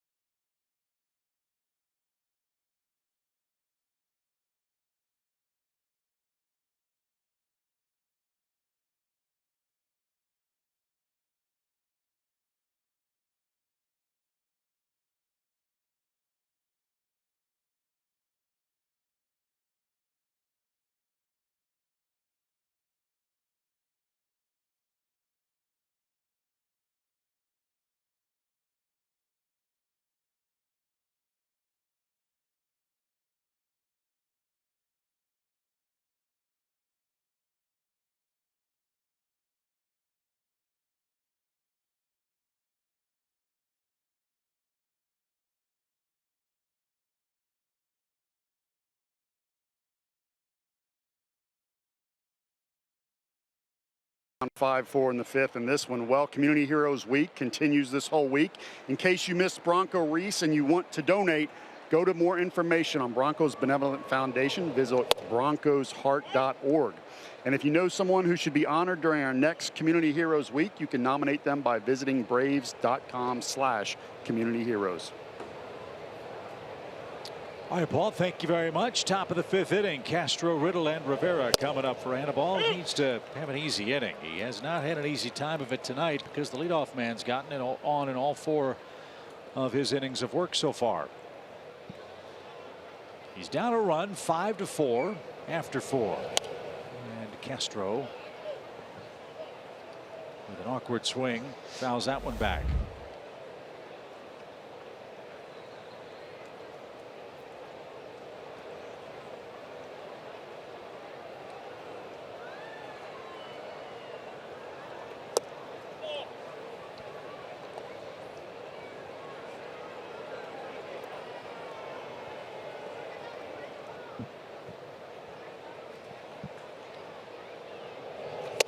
That almost hit him. Let's see if that sets up the outside corner for Sanchez. 2 balls, 2 strikes. The Anibal looks just a tick off tonight. And you wonder some if this calf only pitching 2 innings last week.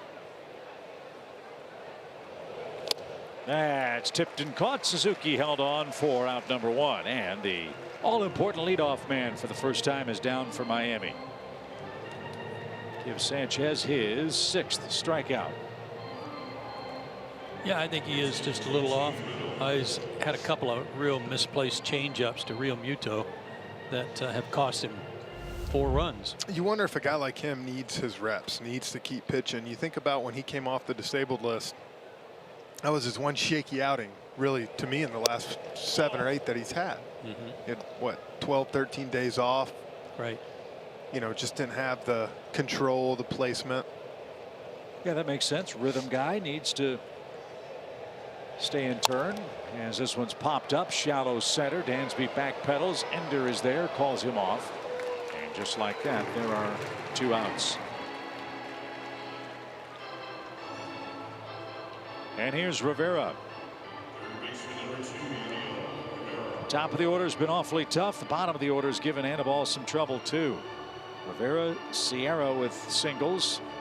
Right now, the difference in the game, the bunted ball that Anibal bobbled and drilled the pitcher in the back on his way to first base. That's the extra run that's the difference in the game.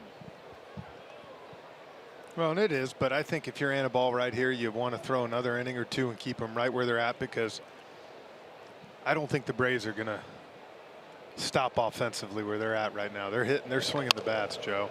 There's too many guys hitting. Camargo handles it third, and a much needed and first 1-2-3 inning for Anibal Sanchez. Here come the Braves bats, down a run.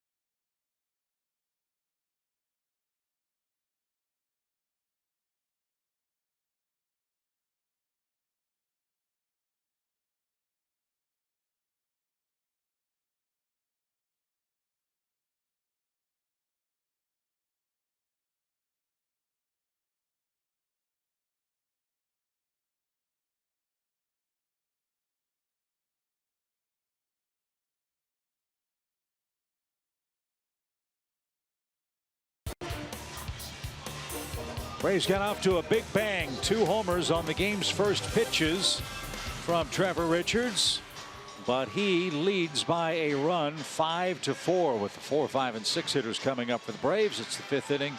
It's brought to you by Audi Q5. Nick Markakis 1 for 2, Camargo 1 for 2, Inciarte 1 for 2. Richards going through the order for the 3rd time.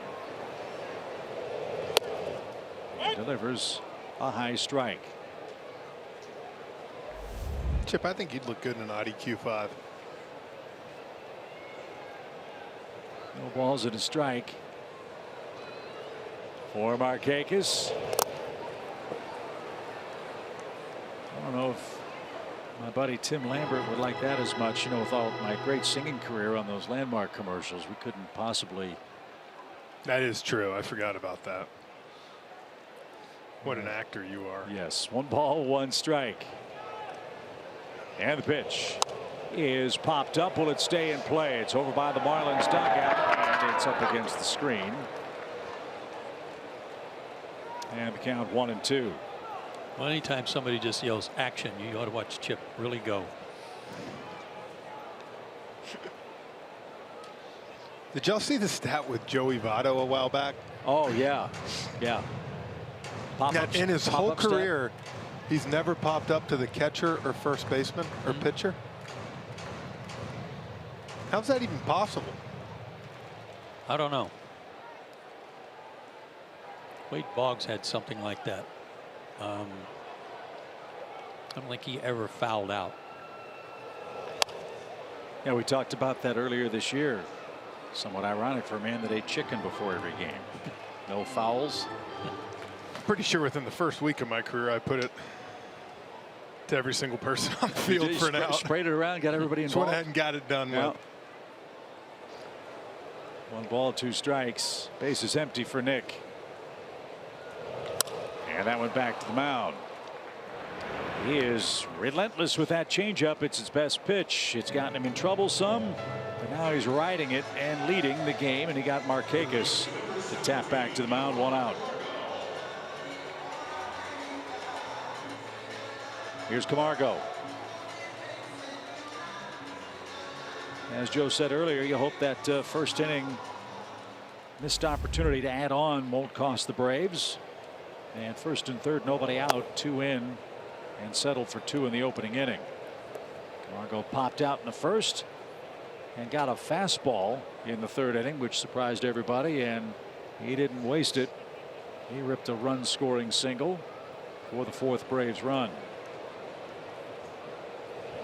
Excuse me, for the 3rd Braves run. He scored the 4th Braves run after Ender tripled him home.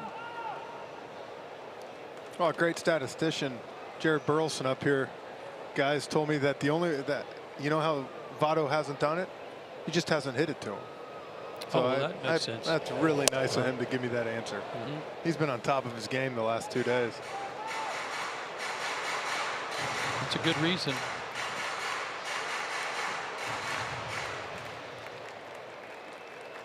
Two balls and a strike.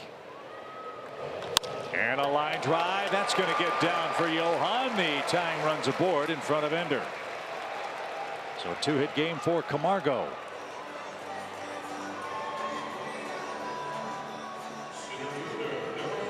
That's the same pitch he got for a base hit. He went right back to it. Now this one maybe a little bit more away from him. Got that foot down, hands back. Braves already have 9 hits in the game. We're only in the 5th inning. 19th. Sorry, Chip. 19th multi-hit game for Johan. Up and away for Ender. And we keep talking about it, but his left-handed swing, it just continues to get better every game.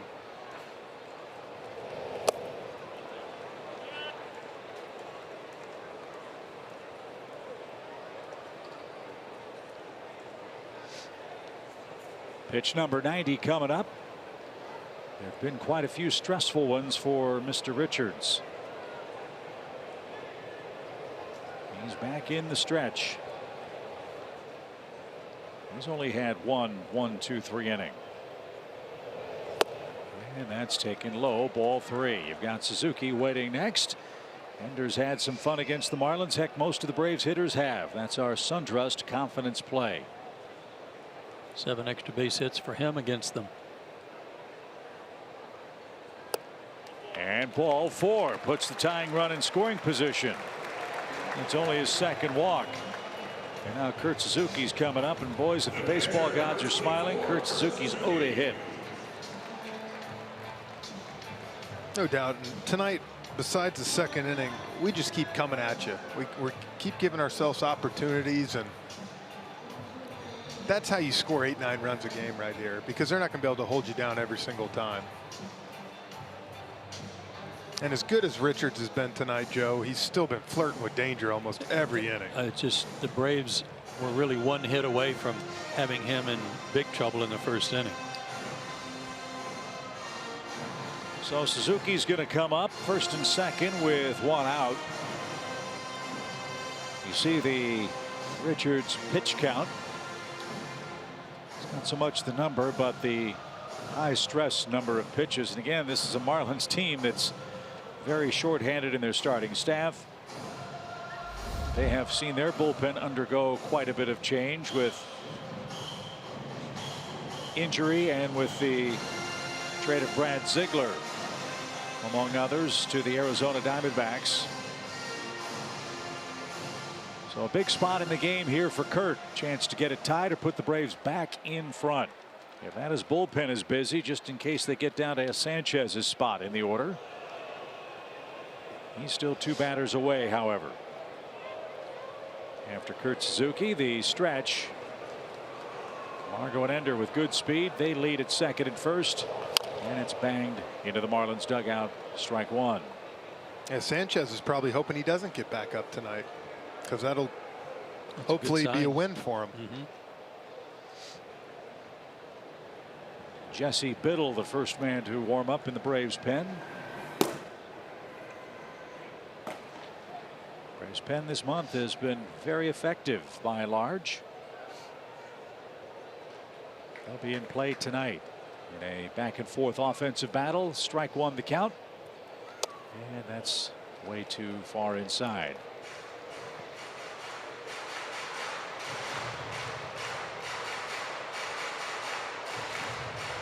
Suzuki has 5 RBIs against the Marlins. One of his 8 homers as well. He's got a lot of room down the left field line and room in the left center field gap. Yeah, the way Kurtz hit the ball tonight, he's due for a 27 hopper that gets through the infield. Whatever it takes, and right? Ties the game. Yeah. Right to the right of the umpire at second base. Well, he hit a ball that way on this homestand. Couple of them. He had 2. He lined out that they caught one Monday afternoon that we couldn't believe. They've pitched him inside in this sequence. They're going away here. 2 balls and a strike. And it's a line drive into left field, a base hit. Here comes Camargo around third. The baseball gods do smile on Suzuki. He gets the game tied with a clutch hit.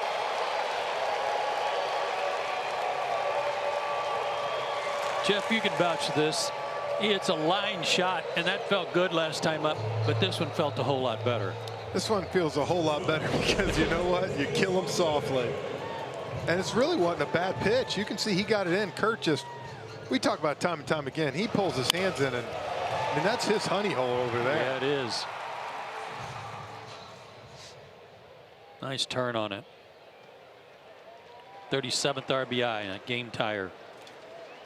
So Dansby's the batter, and Don Mattingly is going to go get Mr. Richards, who had been pitching brilliant baseball for Miami. That, however, has hit a brick wall. This Braves offense just is grinding opposing pitchers into submission, and Richards has given up 5 runs in 4 1/3 innings. A couple of walks, double-digit hits. Swanson, a pinch hitter perhaps, and Acuna lurking in a tie game in Atlanta.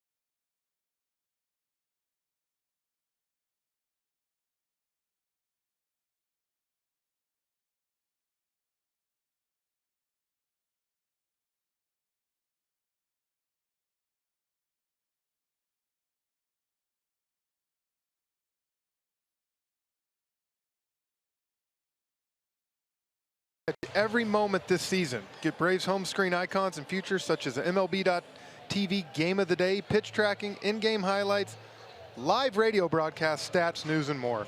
Download MLB At Bat today. That was very impressively done. Thank you. I appreciate it. First promo of the year. Our great producer Brian Woodrum entrusted Jeff on August the 14th to read that promo. Thanks, Woody. Yep. Dansby Swanson faces Didn't take Javi long, Guerra. did it? And thanks, Gretchen, wherever you are. Just 4 months. Guerra pitched in game 1 yesterday. 2/3 of an inning, 2 hits, 2 runs. 1 was earned. Walked 1. Braves have got it tied. Dansby is struck out, and he flied out to deep left. He took Ortega to the wall. Very nearly hit a home run. 5 runs, 10 hits for the Braves. They've left 5 runs, 7 hits, and error for Miami. They've also stranded 5.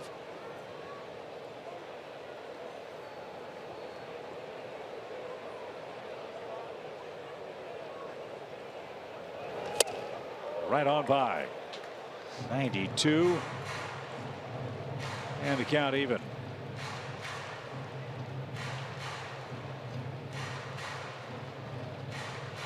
Javi Guerra's been with the Dodgers, the White Sox, the Angels. 16 games in Miami last year. Out of Denton, Texas. And a pop up into shallow right. Anderson is going to glide over and settle under that one. And that's the second out. And Adam Duvall is going to grab a bat and pinch hit. So the night is done for Anibal Sanchez. He goes 5, gives up 5, and is off the hook for the loss. But if Braves can turn some 2-out magic in, he could be in line for the win.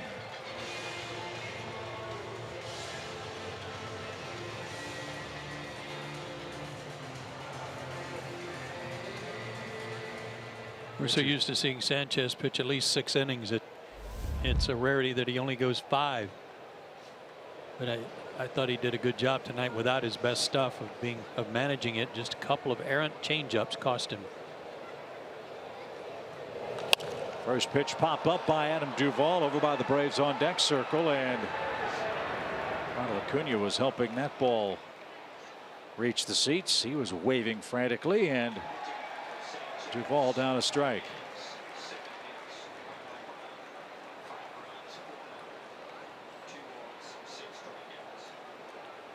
So 5 innings of 7-hit ball for Sanchez. 4 of the 5 runs he allowed were earned. 2 walks, 6 strikeouts, and a homer. So the game's going to be in the hands of Jesse Biddle, it would appear. As Duvall turns on an 0-1 pitch and skies that toward right at Anderson again. And that will retire the side. The Braves, though, get it tied on a Kurt Suzuki base hit to left. We go to the 6th.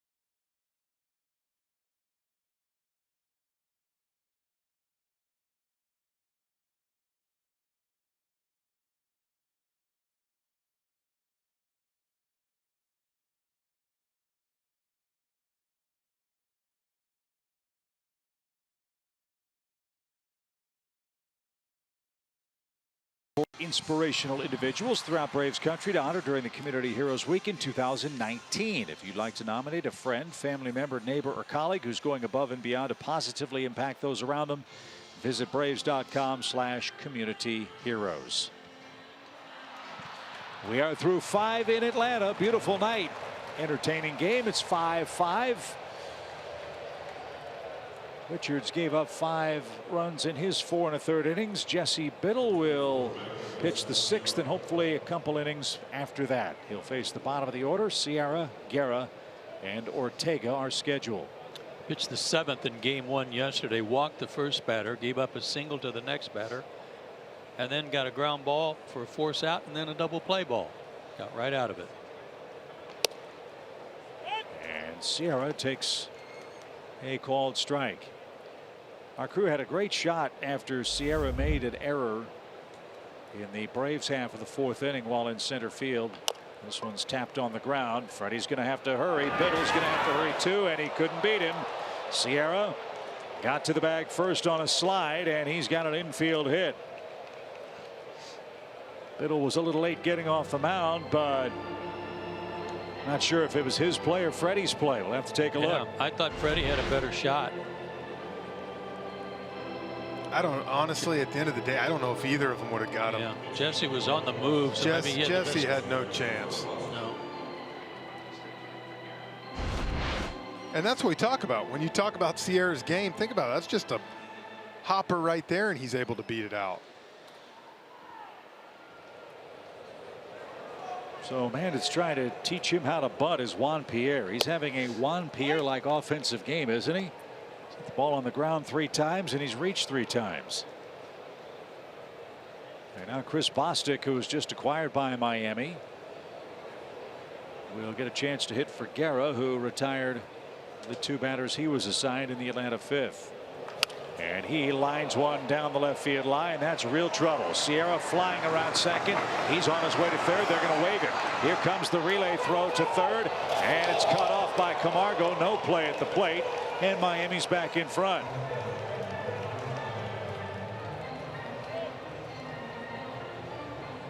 So just like that, Miami's ahead 6-5. Johan must not have been able to get a good grip on the baseball the way he turned and was ready to throw. Hanger allowed Bostic to get to that and keep it fair. Ronald got it in quickly.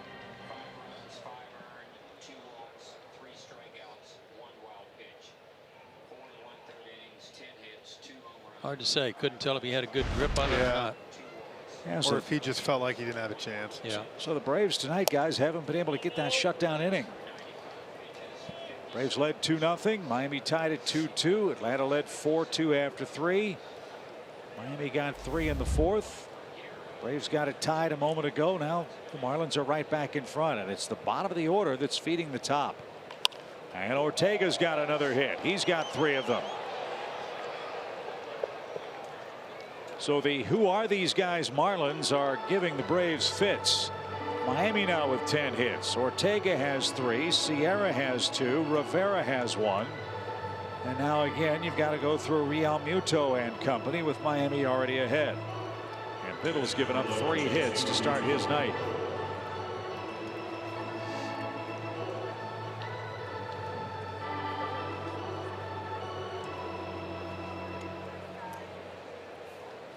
Real Muto has 2 hits, a 2-run homer, and a 2-run single.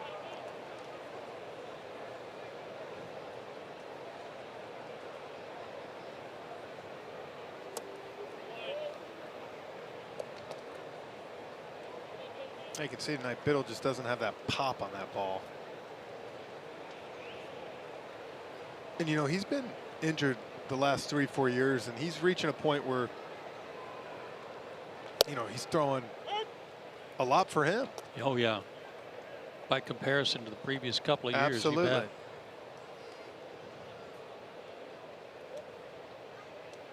That was a good pitch. That had 95.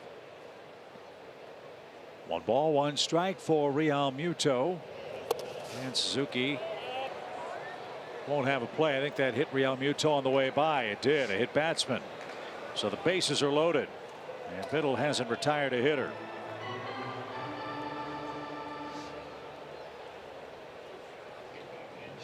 And Chuck Hernandez will quickly come to the mound. And that's something that Snit and this staff are going to have to talk about, guys, as we go forward. You talk about Ozzie getting a night tonight. All these guys are reaching an area that they're not used to. It's new territory. Yeah, a lot of the guys that had been coming off injuries, recovering from arm problems, like Jesse, like Dan Winkler.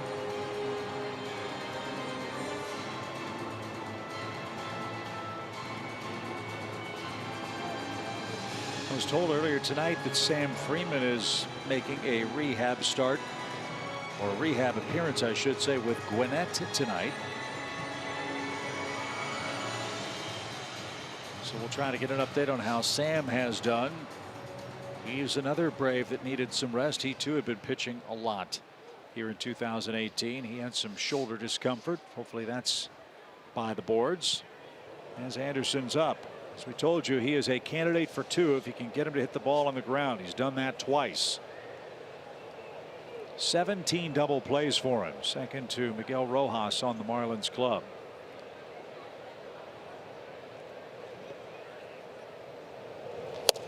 And strike 1. Jesse missed all of 2016. He threw 49 2/3 innings last year, and he's in his 53rd inning tonight for this year. And there's a lot of difference between 49 innings in AAA or AA and 53 in the big leagues. But I'll tell you what, he gets Anderson out right here with a strikeout. Hitting Real Muto might not have been the worst thing that could have happened, Joe, Right. with the lefty on deck. Well, again, he got out of trouble yesterday with some ground balls. He needs some here too, but a strikeout first would be mighty nice. Yes. Well, he's got Anderson way behind, 0-2. Marlin at every base. The pitch almost hit him.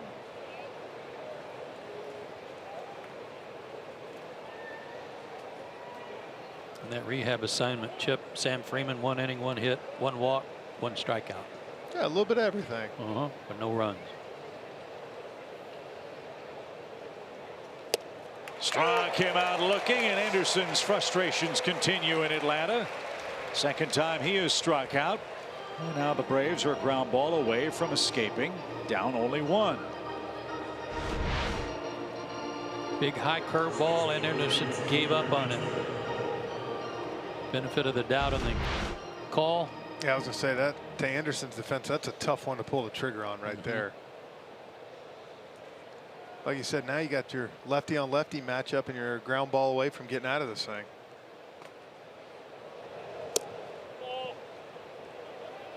That just missed outside, ball 1.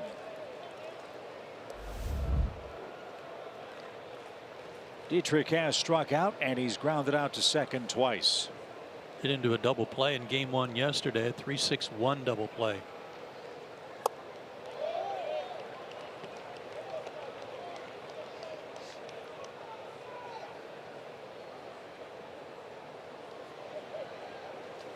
How many times has Dietrich been doubled up this year? Derek, 4 times. Now it's 2-1. Nice catch down below us, off to our left. Yep. First row, second deck.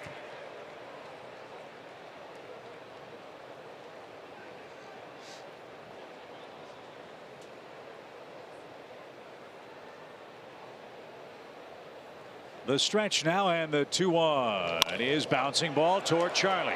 Second one, quick throw to first. It's another double play, and Bill got on it. There you go.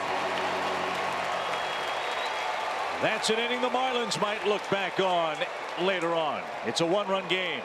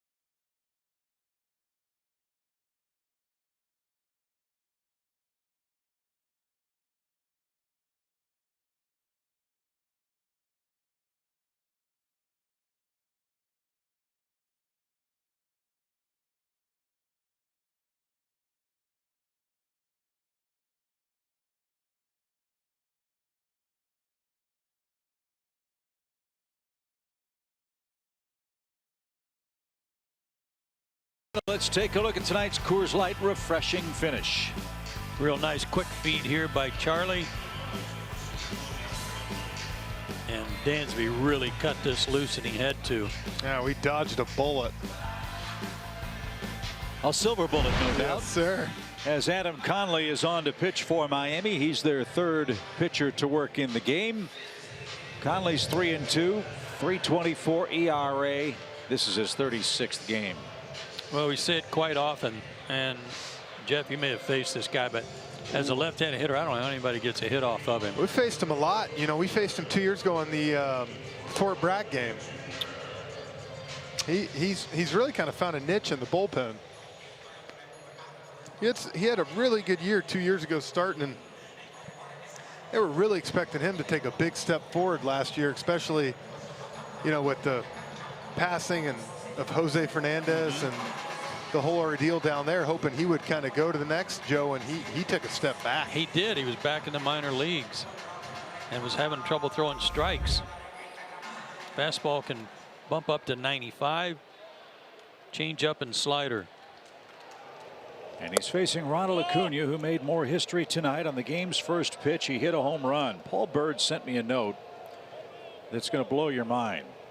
Ronald Acuna is the first player to homer in his first official at bat in 5 straight games since Willie Mays in 1954. That's pretty good. That's what baseball's all about, making comparisons to different eras and greatness. Lifted into shallow right center. Anderson is going to give way to Sierra. And there's the first out. Stick around for the middle of the 7th inning. It's the stretch presented by Synovus, the Bank of Here. So Ronald has also set a new Braves record, homering in 5 consecutive games. He broke the record of Brian McCann, who had a homer in 4 straight in his career here with Atlanta. Hope B-Mac's doing well as he's trying to come back from knee surgery this year for the Astros. They need him right now. Scuffling a little bit. They just got swept by Seattle in 4 games. Yeah, they're scuffling right now. They need B-Mac back in there. Well, they could use Altuve, Springer, and Marisnik too. Those guys are banged up as well for the Astros. Yeah. Who host Colorado tonight. Colorado will be the next team in after the Marlins leave. Some concern for the Rockies about the shoulder of Nolan Arenado. But in the American League Park, he can DH if needed. Arenado might be back at third base starting Thursday night. The pitch. And Charlie took it inside, ball 2. I'll tell you, we're talking about Community Week. I got to say, Andrew Jones had his golf tournament out at East Lake today for the All-Timers research at Emory, and what a blast, man. He put on a first-class show out there. Steve Avery's team won it. Andrew came in second. Wait a minute. The host of the tournament came in second. That almost never happens. Yeah. Got to pick better partners, I guess. Yep. And I guess apparently I won the long drive. I was just going to throw that in there. Really? Found out later. Yeah, blew it by Ugla about 5 yards.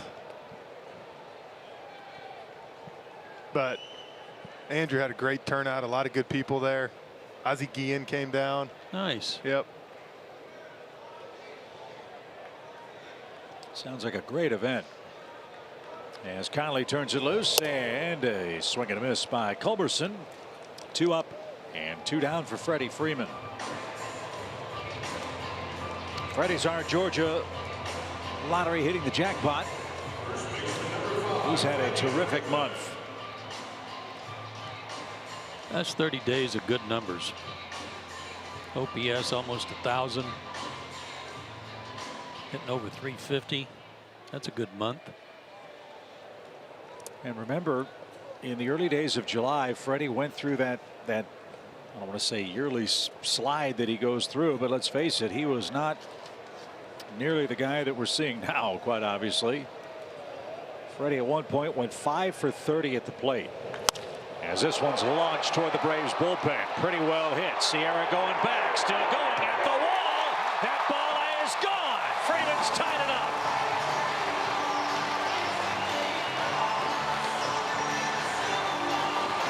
Well, I think those stats you just showed are going to go up even a little more now. Yeah, they are. Hitting the jackpot is right. And I said a while ago, I don't know how any left-handers ever hit this guy. Well, Freddie knows how. Yep. He's now 7 for 17 against him with a homer. And in a nutshell, this is why the Braves are where they are. 2 left-hand hitters batting 3rd and 4th in the lineup, guys, and both Nick Markakis and Freddie Freeman wear them out.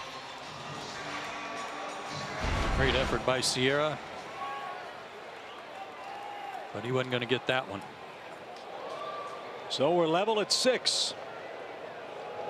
Yeah, and it's easy to forget how good Freddie and Nick have been because of what Ronald's doing, Camargo's doing, but those guys have just been the 2 guys all year at the 3 and 4 hole, just Mr. Consistent. That's hit toward left. Ortega had Markakis played well, and in foul ground is there, and that retires the side. More 2-out offense. This time a Freddie Freeman homer. He's gotten to 20 bombs on the year, and after 6 we're tied.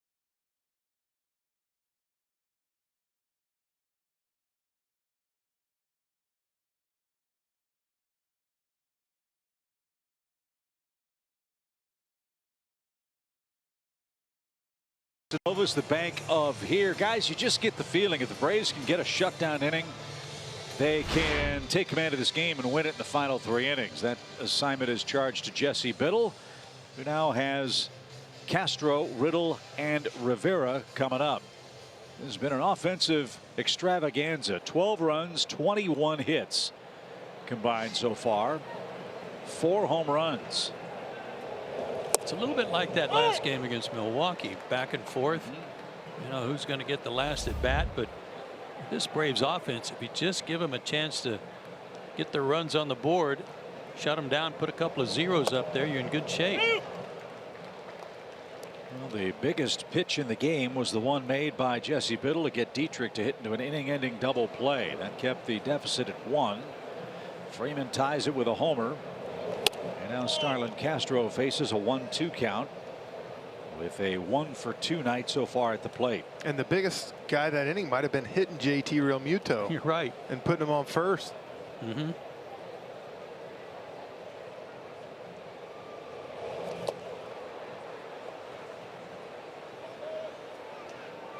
How did that miss him? I don't know, but that was. I thought it hit him. I did too. Like he did a little shuffle ball change there. Look, he shuffle.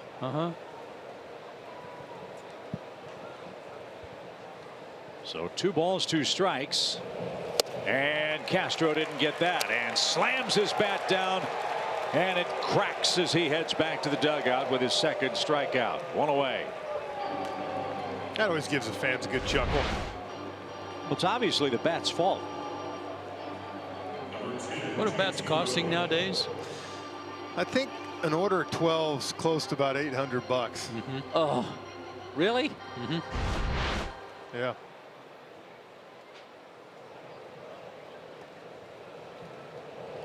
So that's a $75 or so temper tantrum right there for Starlin Castro as he's out number 1. Here's Riddle 0 for 3. He too with a strikeout in the game. You know, I was lucky playing all those years. I never knew what equipment cost. I went out to Dick's the other day to buy stuff for my daughter for softball, 5 years old. It's unbelievable what stuff costs. That's why you had to work. You're right. Well, you're working for free then, aren't you? Helmets, right? bats, shoes. I'll bet Emma Kate's cute in her outfit, though. Her uni.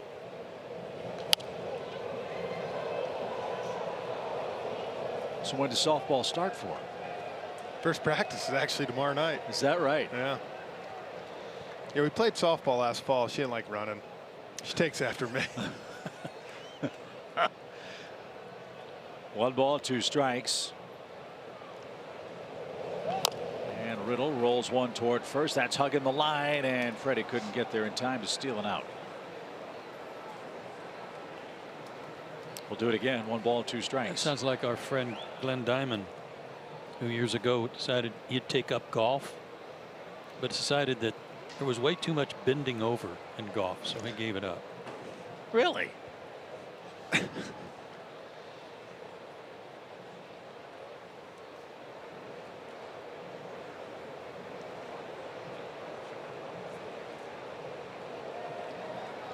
Knows what he wants. And it's outside. 2 balls, 2 strikes.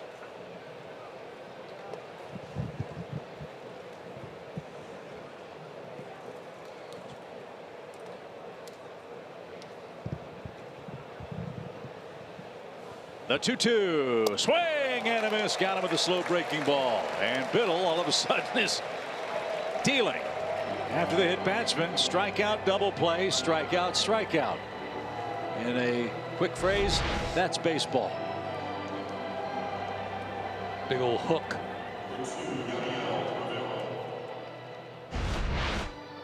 He's using that slide step again tonight as opposed to the leg kick. Must feel good right now just to do that. Yadiel Rivera's 1 for 3. There's a kick.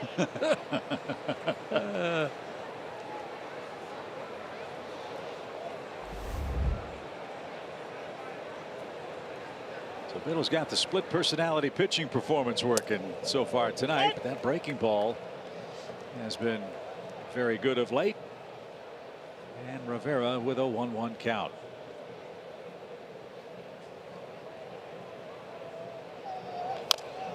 Jeff, when you were playing, it would be obvious, too obvious to an opponent if you only threw your curveball when you did a leg kick as opposed to a slide step. But was there anybody on the team that was really good at picking up pitchers who were tipping their pitches? One of the best was, you remember Mike Pelfrey with the Mets for 2 years. Whenever he would throw a fastball or two-seamer, he'd stick out his tongue when he was going to the windup. No kidding. Only from the windup, but when no one's on, he'd stick out his tongue. And I remember I'd just cheat and turn and burn. You know, that sinker's coming in. I didn't care where it was. Well, after Biddle struck out the side, all 3 of us are going to stick out our tongue at Jerome because it's time for the stretch here in Atlanta. Welcome to The Stretch, presented by Synovus, the bank of here. Welcome to The Stretch, brought to you by Synovus, the bank of here. Jerome and Brian on the Fox Sports set in the Battery. And Brian, even though we're in the middle of the 7th, we're still talking about that home run in the first inning. Absolutely phenomenal. 3 games in a row, you lead off with a home run. Just what in the pregame we said, is he going to make us go wow again? And he did. He's unbelievable. You know what? I just don't understand the Miami pitchers. How do you continue to throw that first pitch down the middle when you know he's going to be aggressive? Unbelievable performance by this 20-year-old. Being aggressive on the first pitch, and you got to have the pressure on. You know he wants to do it every game now. Why do you throw strike 1 down the middle to Acuna Jr.? He will make you pay, Jerome. I can't believe what I'm seeing. Well, in the Rookie of the Year race a couple of weeks ago, you would have thought that Juan Soto's name would be engraved on it already. But the way Ronald Acuna Jr. has been playing the last 11 games, you would have to think, BJ, that he has taken the lead. Even though Soto has a higher batting average, he has far many more games in it. So 8 more games, and he's already blown away in the power numbers. No question. I mean, with just 67 games under his belt, putting up those type of numbers that quickly just says what type of player he is. And again, he is rising above all of those rookies. And I think right now, if you had to vote, you would have to vote Acuna Jr. Let's get you back up to the booth after a quick word from Synovus. Visit Synovus for your banking, lending, and investing needs. Proudly serving you across the Southeast. Synovus, the bank of here. Great job, fellas, with the stretch. Let's see if Atlanta can take the lead here in the home half. Camargo, Inciarte, and Suzuki are coming up against Adam Conley. Chance for the Braves to gain ground on the Phillies. Their game against the Red Sox has gone final. Boston beat them 2-1 at Citizens Bank Park. So the Braves a game and a half up right now, pending the outcome of tonight's action with Miami. 2 hits, 2 runs, and RBI for Camargo, batting right-handed now against Conley, who started the 6th inning with 2 quick outs. Then Freddie Freeman hit a homer against him. I'm pretty sure Don Mattingly's getting close to ripping his hair out trying to figure out how to get Freeman out. From Jonathan Kerber, the Braves PR staff, Freddie Freeman's 12 for 19 with 5 homers against Marlins left-handed pitching this year. That's squibbed toward first. Nice play. The shovel to the pitcher covering. Nice work by Dietrich on a spinning ground ball. And Camargo's the first out. That almost worked out right there. Sure did. Need a little more spin on it.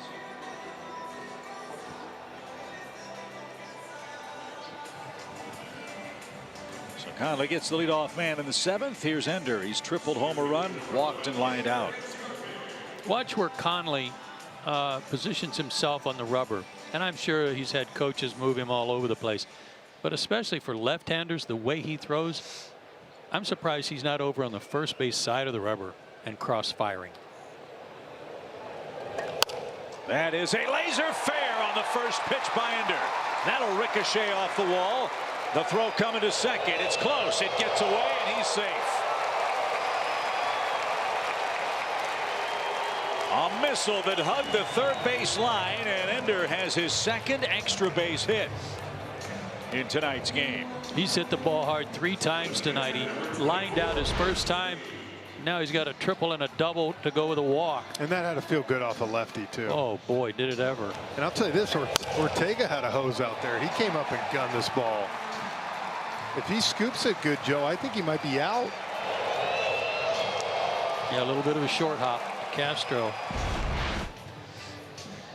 But good hustle by Ender right out of the box, too, to make that happen. So a chance for the Braves to take the lead. A hit from Suzuki could score Inciarte. He got the game tied in the 5th inning.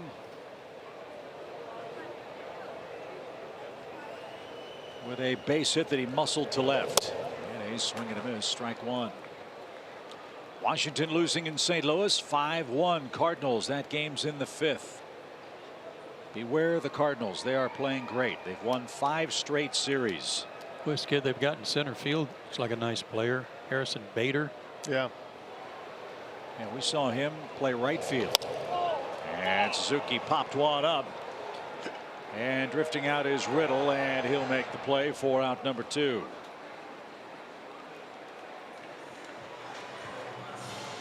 Well, let's see if they pitch to Dansby or if they elect to go to or pitch to a pinch hitter. Jesse Biddle would be the man on deck. Ryan Snitker's looking down the tunnel. I would imagine they're going to have to pitch to Dansby right here for the sole fact of I think if you walk him, you're going to see Ozzie come out. Now, Ozzie did not start the game, but we were told he would be available to pinch hit if needed.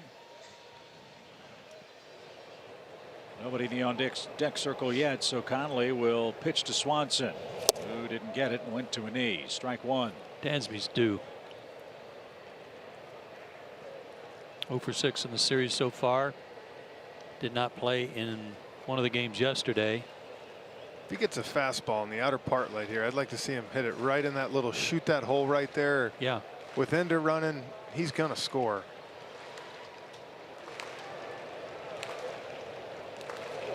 Line drive, base hit, left center field. Here comes Ender flying around third. Sierra's throw to the plate.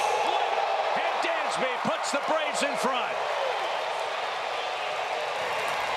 They pitched to him, and Swanson came through with a huge hit. It's 7-6.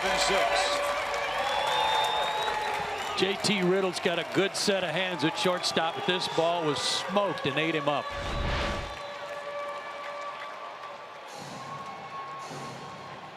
Like he hit a knuckleball out there too. Ender even had to wait and make sure he dodged the ball. So it will be Ozzie Albies in the 7th inning. The Braves have scored the go-ahead run on Dansby's 21st two-base hit.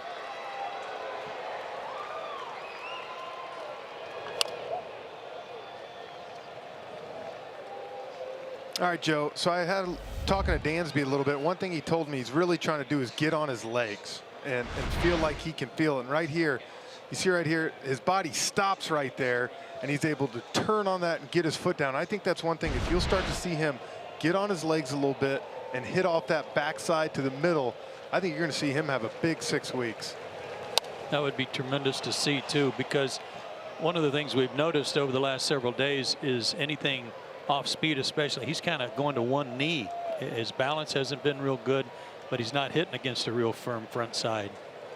That was a beautiful swing there. That was a big hit. Those are the kind of hits right there as a player, and to get in the mix and get your feeling that can just change the last 6 weeks, get you going. Yeah, that was a big one. Yeah, because I would think, making great plays defensively is one thing. Absolutely, but you want to be able to contribute on the other side of the ball. And right now, you look up and down our lineup 1 through 8. You got everybody driving the ball and scoring runs. That's when baseball's fun. Little dribbler, that's hit to the left side. Bare hand play, can't be made. Everybody's safe. And now Acuna's coming up with a chance to really put a hurting on Miami. An infield hit for Ozzie Albies. 1st and 3rd with 2 outs.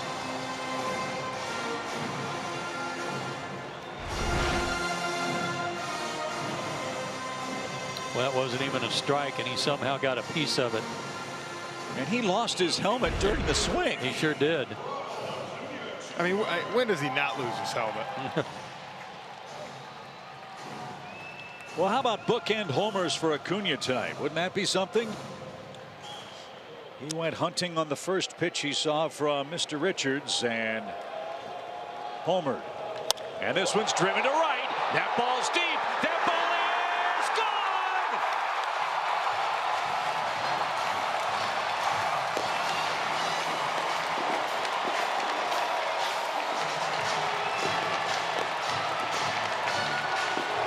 That is the ultimate bookend blast.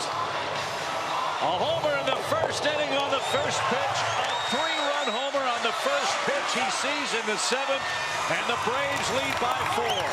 Unbelievable.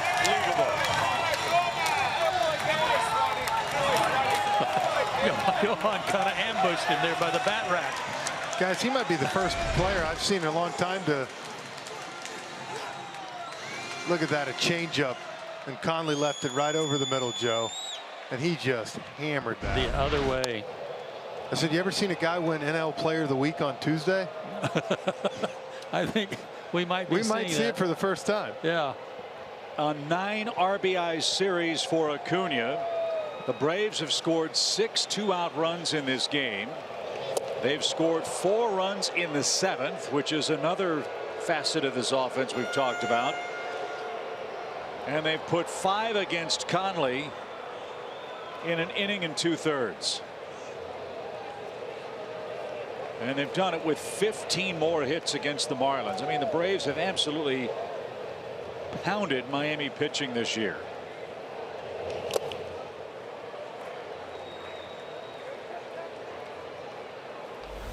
during this unbelievable 10-game stretch, now 11 games, the Braves have hit 21 homers and have scored 67 runs. Conley had only given up 3 homers. That's rifled to right. And Anderson is there, and that retires the side. Adam Conley has had a rough night. Ronald Acuna has had a series of a lifetime. He has hit 4 homers. He's knocked in 9 runs. And the Braves aren't done yet tonight, leading 10-6.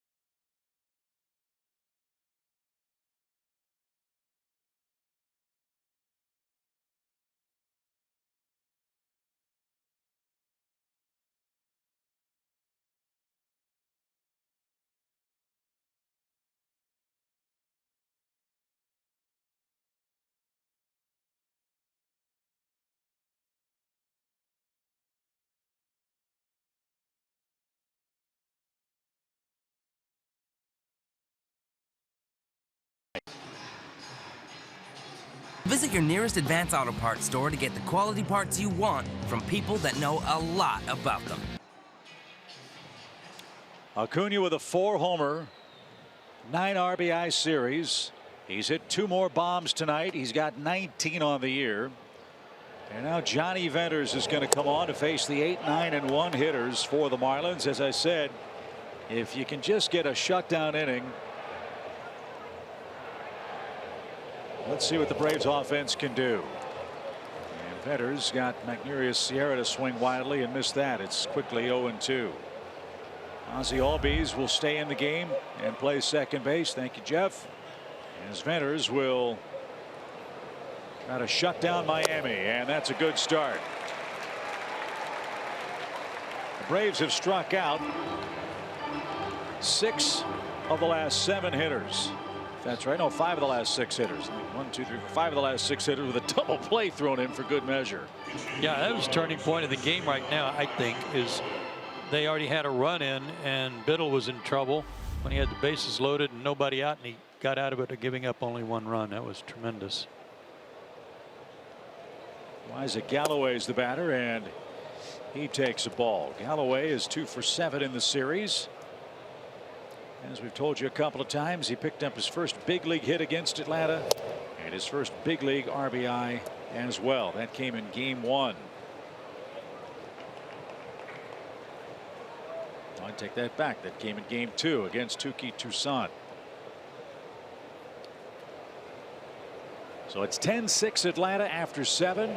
Phillies have already fallen to Boston. Washington's losing in St. Louis. This could be an extremely productive night for the Braves in game 3.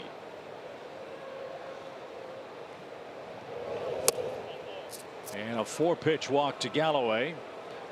And we go back to the top of the order. Well, you heard BJ mention on the pregame show. We've talked about it up here some. You know, it's just the games where they're playing Boston, we're playing Florida, and you want to try to separate yourself. You want to get, because as much fun as we're having, you look down at the schedule. We got Boston coming here for 3. We're going to Arizona. So, you know, the other side's going to come back. It sure is. And so it's important to get these. That's why I was talking about opportunity earlier. You take advantages of the schedule, and when those opportunities present itself, you've got to take care of business.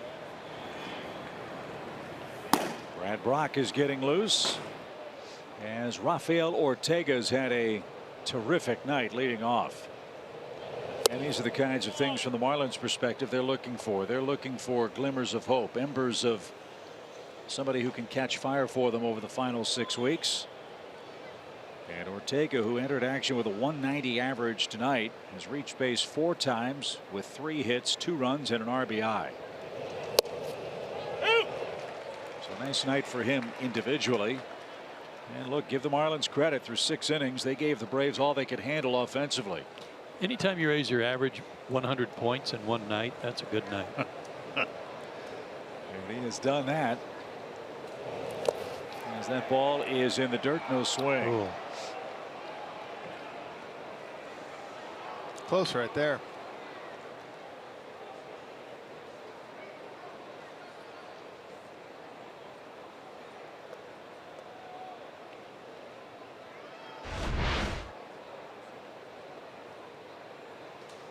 May have stopped it. 2 balls, 2 strikes. Swing and a miss. Slider takes care of Ortega. 2 strikeouts for Venters. And our college Knights are going strong here at SunTrust Park. Vanderbilt, the Gators, Ole Miss, and Auburn are coming up next. And we round out the College Knights program with the University of South Carolina September 3rd. Get your ticket and co-branded hat at Braves.com/College Knights. And come on out and see your Braves. They are the talk of baseball right now, especially Ronald Acuna Jr. and his torrid home run hitting binge.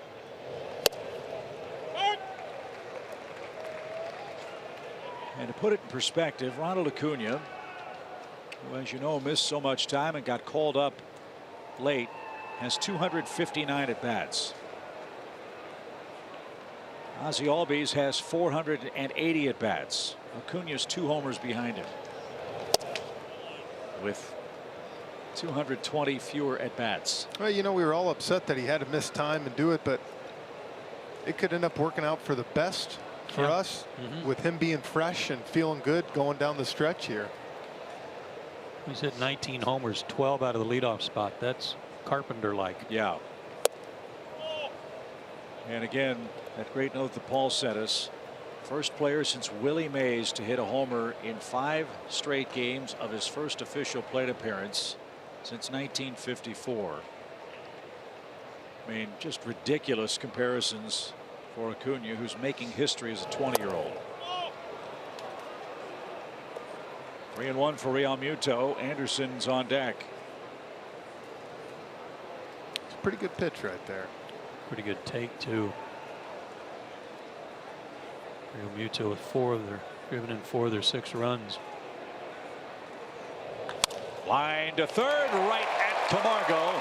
And the Braves finally solve JT Real Muto. Johnny Venters with a couple of strikeouts, and Freddie Freeman's leading off the 8th in a 4-run Atlanta game.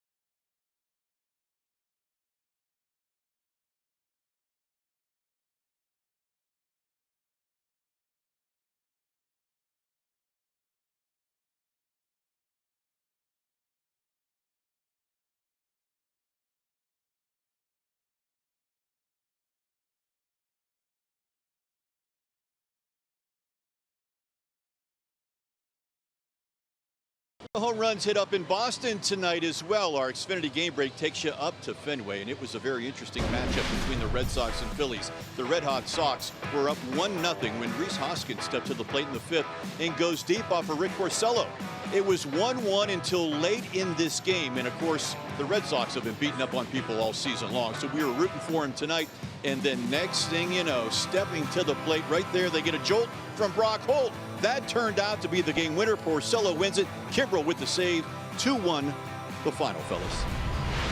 Red Sox are awfully good. Boy, that was a bolt.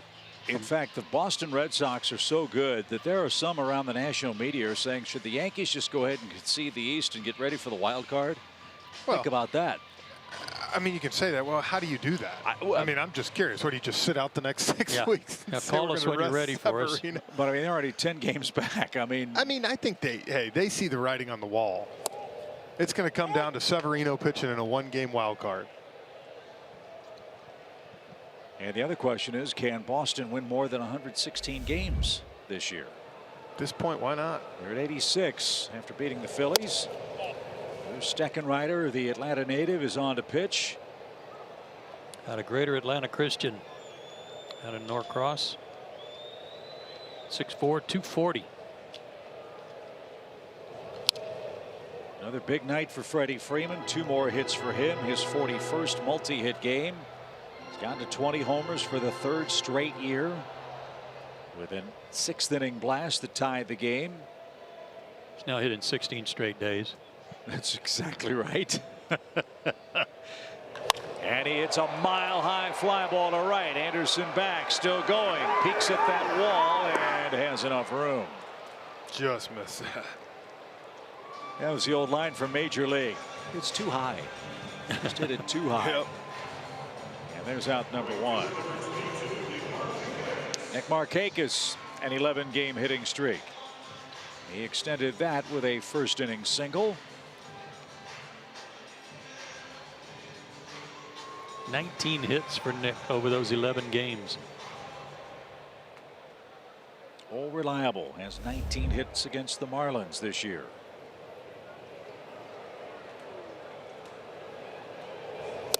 And Steckenrider delivers a strike. For some reason, the Braves have had this guy's number. You look at his work against everybody else in the major leagues. He's done reasonably well, but not against the Braves early this season. Atlanta just wore this kid out.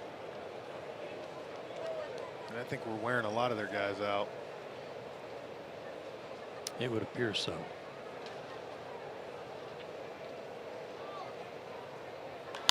Fly ball well hit toward left, but Ortega will have room. And Johan Camargo, the final hope in the Atlanta 8th.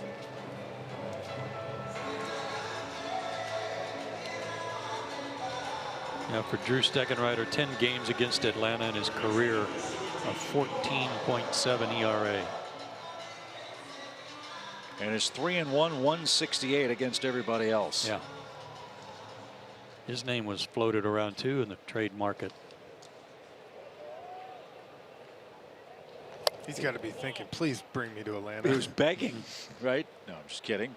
Talented kid. He's just had a rough patch against Atlanta, as you said, but he's got plenty of company as far as the Marlins are concerned. You wonder too in a guy like that, you know, if he was a little nervous always throwing against the Braves. Hometown guy. I'm sure that was part of it. Overall a 3.31 ERA, and that's going to go down if they can make a play. And they do. Nice effort over at first base. Dietrich feeds Steckenrider. And that'll send us to the 9th inning with the Braves ahead 10-6. Atlanta Braves baseball is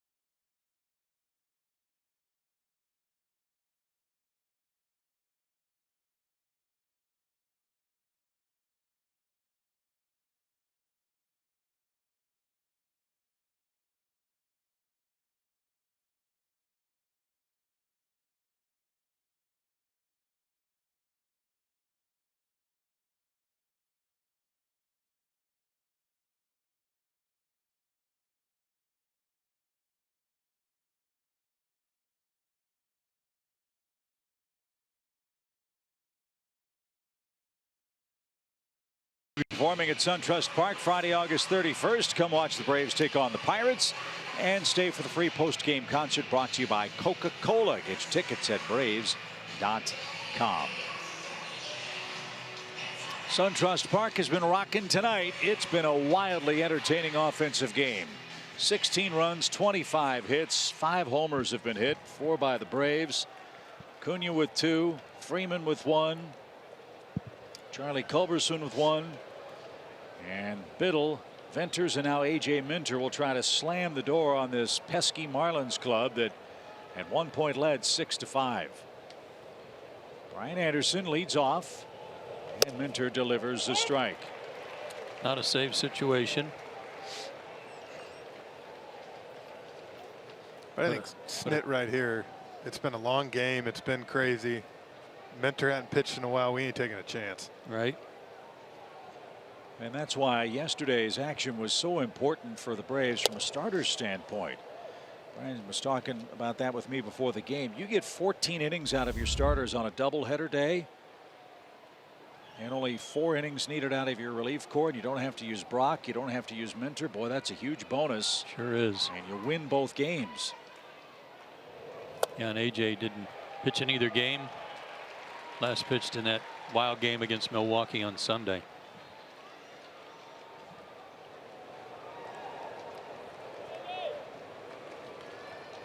It's funny, you see the check swing right there. You talk to a lot of umpires. That's kind of one of those unwritten rules that everybody has their own explanation of what they think's a check swing and what they don't. Lined into right center field. Brian Anderson with a 2-strike hit. Big turnaround first. He'll stop there. And that is Anderson's first hit of this game, first hit of this series. And that was a frustrated young man coming into this 9th inning at the plate. Yeah, and it gives you a little bit, if you haven't watched the Marlins play before this year, a little sample of what he's been doing almost all season long. That was a 97-mile-an-hour fastball that he laced. And what a great route by Ender out there to cut it off and hold him to a single. Derek Dietrich is the batter. He struck out. And he's hit the ball to the second baseman 3 times, once into a double play. And that double play in the 6th inning is a huge play in this game. Marlins got a run, and we're looking for more as they led 6-5 at that point. But Dietrich was doubled up by Jesse Biddle, and Miami hasn't threatened since. Right there, a strike, even count. This one's not salted away yet, but if this score holds, the Braves will have a chance to sweep Miami tomorrow night behind Kevin Gausman, who was outstanding in his home debut. For Atlanta, Jose Urena will be the Marlins starter. The pitch. Gausman was brilliant through 8 innings of 94 pitch, 71 strike ball, and he pitched out of the stretch the whole game. What I loved about watching him, I didn't get to see too much, but his split changeup was filthy from the strikeouts I saw. 1 ball, 2 strikes. And Dietrich is down swinging for the 2nd time. The Braves have struck out 13 Marlins in this game. First for Minter. And here's Castro, who's gone down swinging twice. He'll have a new bat. Remember, he snapped his last one after it made the mistake of swinging and missing. Saw Jose Urena in their dugout. He's already started 3 games against the Braves this year. He's 0-3 with a 6.75 ERA. Just recently snapped that losing streak he had at home too. Got in the win column. Well, that's a guy we talk about stuff-wise. He's got really good stuff when you watch him. His ball moves everywhere. It's just. Yeah, I like him a lot.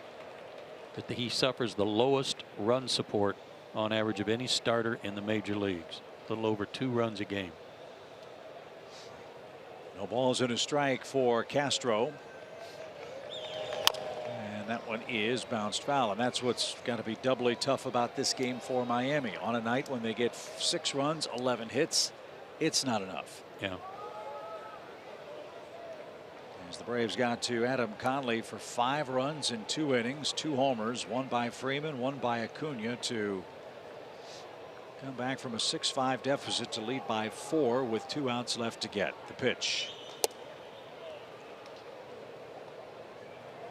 In Acuna's home run, we go back to it. It was a changeup that, I mean, you can see Conley's throwing 96. He's in no rush. You know, Ronald, he's just waiting on it. Goes the other way with a changeup.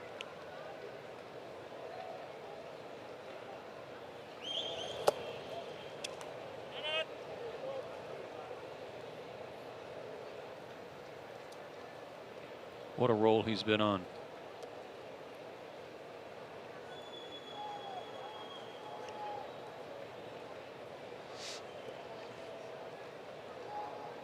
No drama. 2 balls, 2 strikes. Minter ready. Short lead by Anderson. The pitch. It's out of play, right side. Crowd tonight 19,409. Kevin, major plans tomorrow night. Hope you'll join us for the series wrap up. It is the final time the Marlins will be in Atlanta, I believe. Correct. Tell you what, they got their money's worth tonight. They saw a lot of action. History. Right from the beginning. First pitch of the game, Acuna homered for the 5th straight time. And that's low, ball 3. Full count. You know, that's an amazing record, but I don't ever remember seeing someone lead off a game and homer on the first pitch in back-to-back games. Question is tomorrow, Jose Urena, what do you do first pitch? Yeah, what do you? I know what I'm doing. Chopper hit to the left side. Second base 1. That's all Atlanta will get. Anderson is forced out. Castro reaches on the force play, and it's up to JT Riddle to keep the game alive for Miami.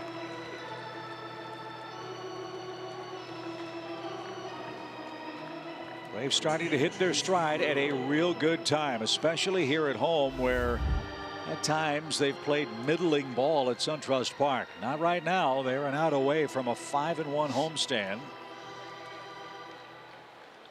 And 5 games left to be played here. Riddle struck out his last time. He's done that twice. And just a little low. One thing, though, with the Braves, too, is I know at times at home they haven't played like they've wanted to, and the Phillies got the best record at home in the National League, but Phillies are also 7-8 games under 500 on the road. Yeah. Which, you know, we're 7-8 games over 500 on the road. 1-0 pitch. Remember, there was that stretch, too, guys, where Atlanta had played the fewest home games of any team in the major leagues. Well, Atlanta has 2 double-digit homestands on the schedule. This one, and then one in September, the final homestand of the year against Washington, St. Louis, and the Phillies. That'll be fun. And the 2-0 pitch. Right there, a strike, 2-1. Marlins are 5-8 against Philadelphia. 4-2 against them at home, though. To back up what Jeff's talking about, Phillies are 6-1 against them in their ballpark, but not playing as well against the Fish on the road. Which that's a nice little nugget to have when you're going down the stretch, knowing you can go into other people's ballparks and win ball games. 2 balls and a strike. And Riddle in the air to center, right at Ender, and the Braves have beaten Miami. They've won their 4th consecutive game. And Ronald Acuna Jr. continues to dazzle. Bookend homers. He's homered in 5 straight games. He's up to 19 of them on the year. And he is shredding Miami pitching. 8 hits, 4 homers, 9 RBIs. And the Braves, fellas, are 2 games ahead of the Phillies now in the East. Go for the sweep tomorrow night. Yeah, don't look back. Just keep plugging away, keep adding to that lead. And tonight they did that from the get-go. Yeah, same story. We keep scoring runs, and as you said, Joe, keep distancing ourselves from the Phillies. Jesse Biddle picks up the win. Adam Conley takes the loss. 19,000 plus saw a thriller at SunTrust. Atlanta goes for the sweep tomorrow. We'll preview Game 4 and recap Game 3 on Braves Live, presented by Xfinity next.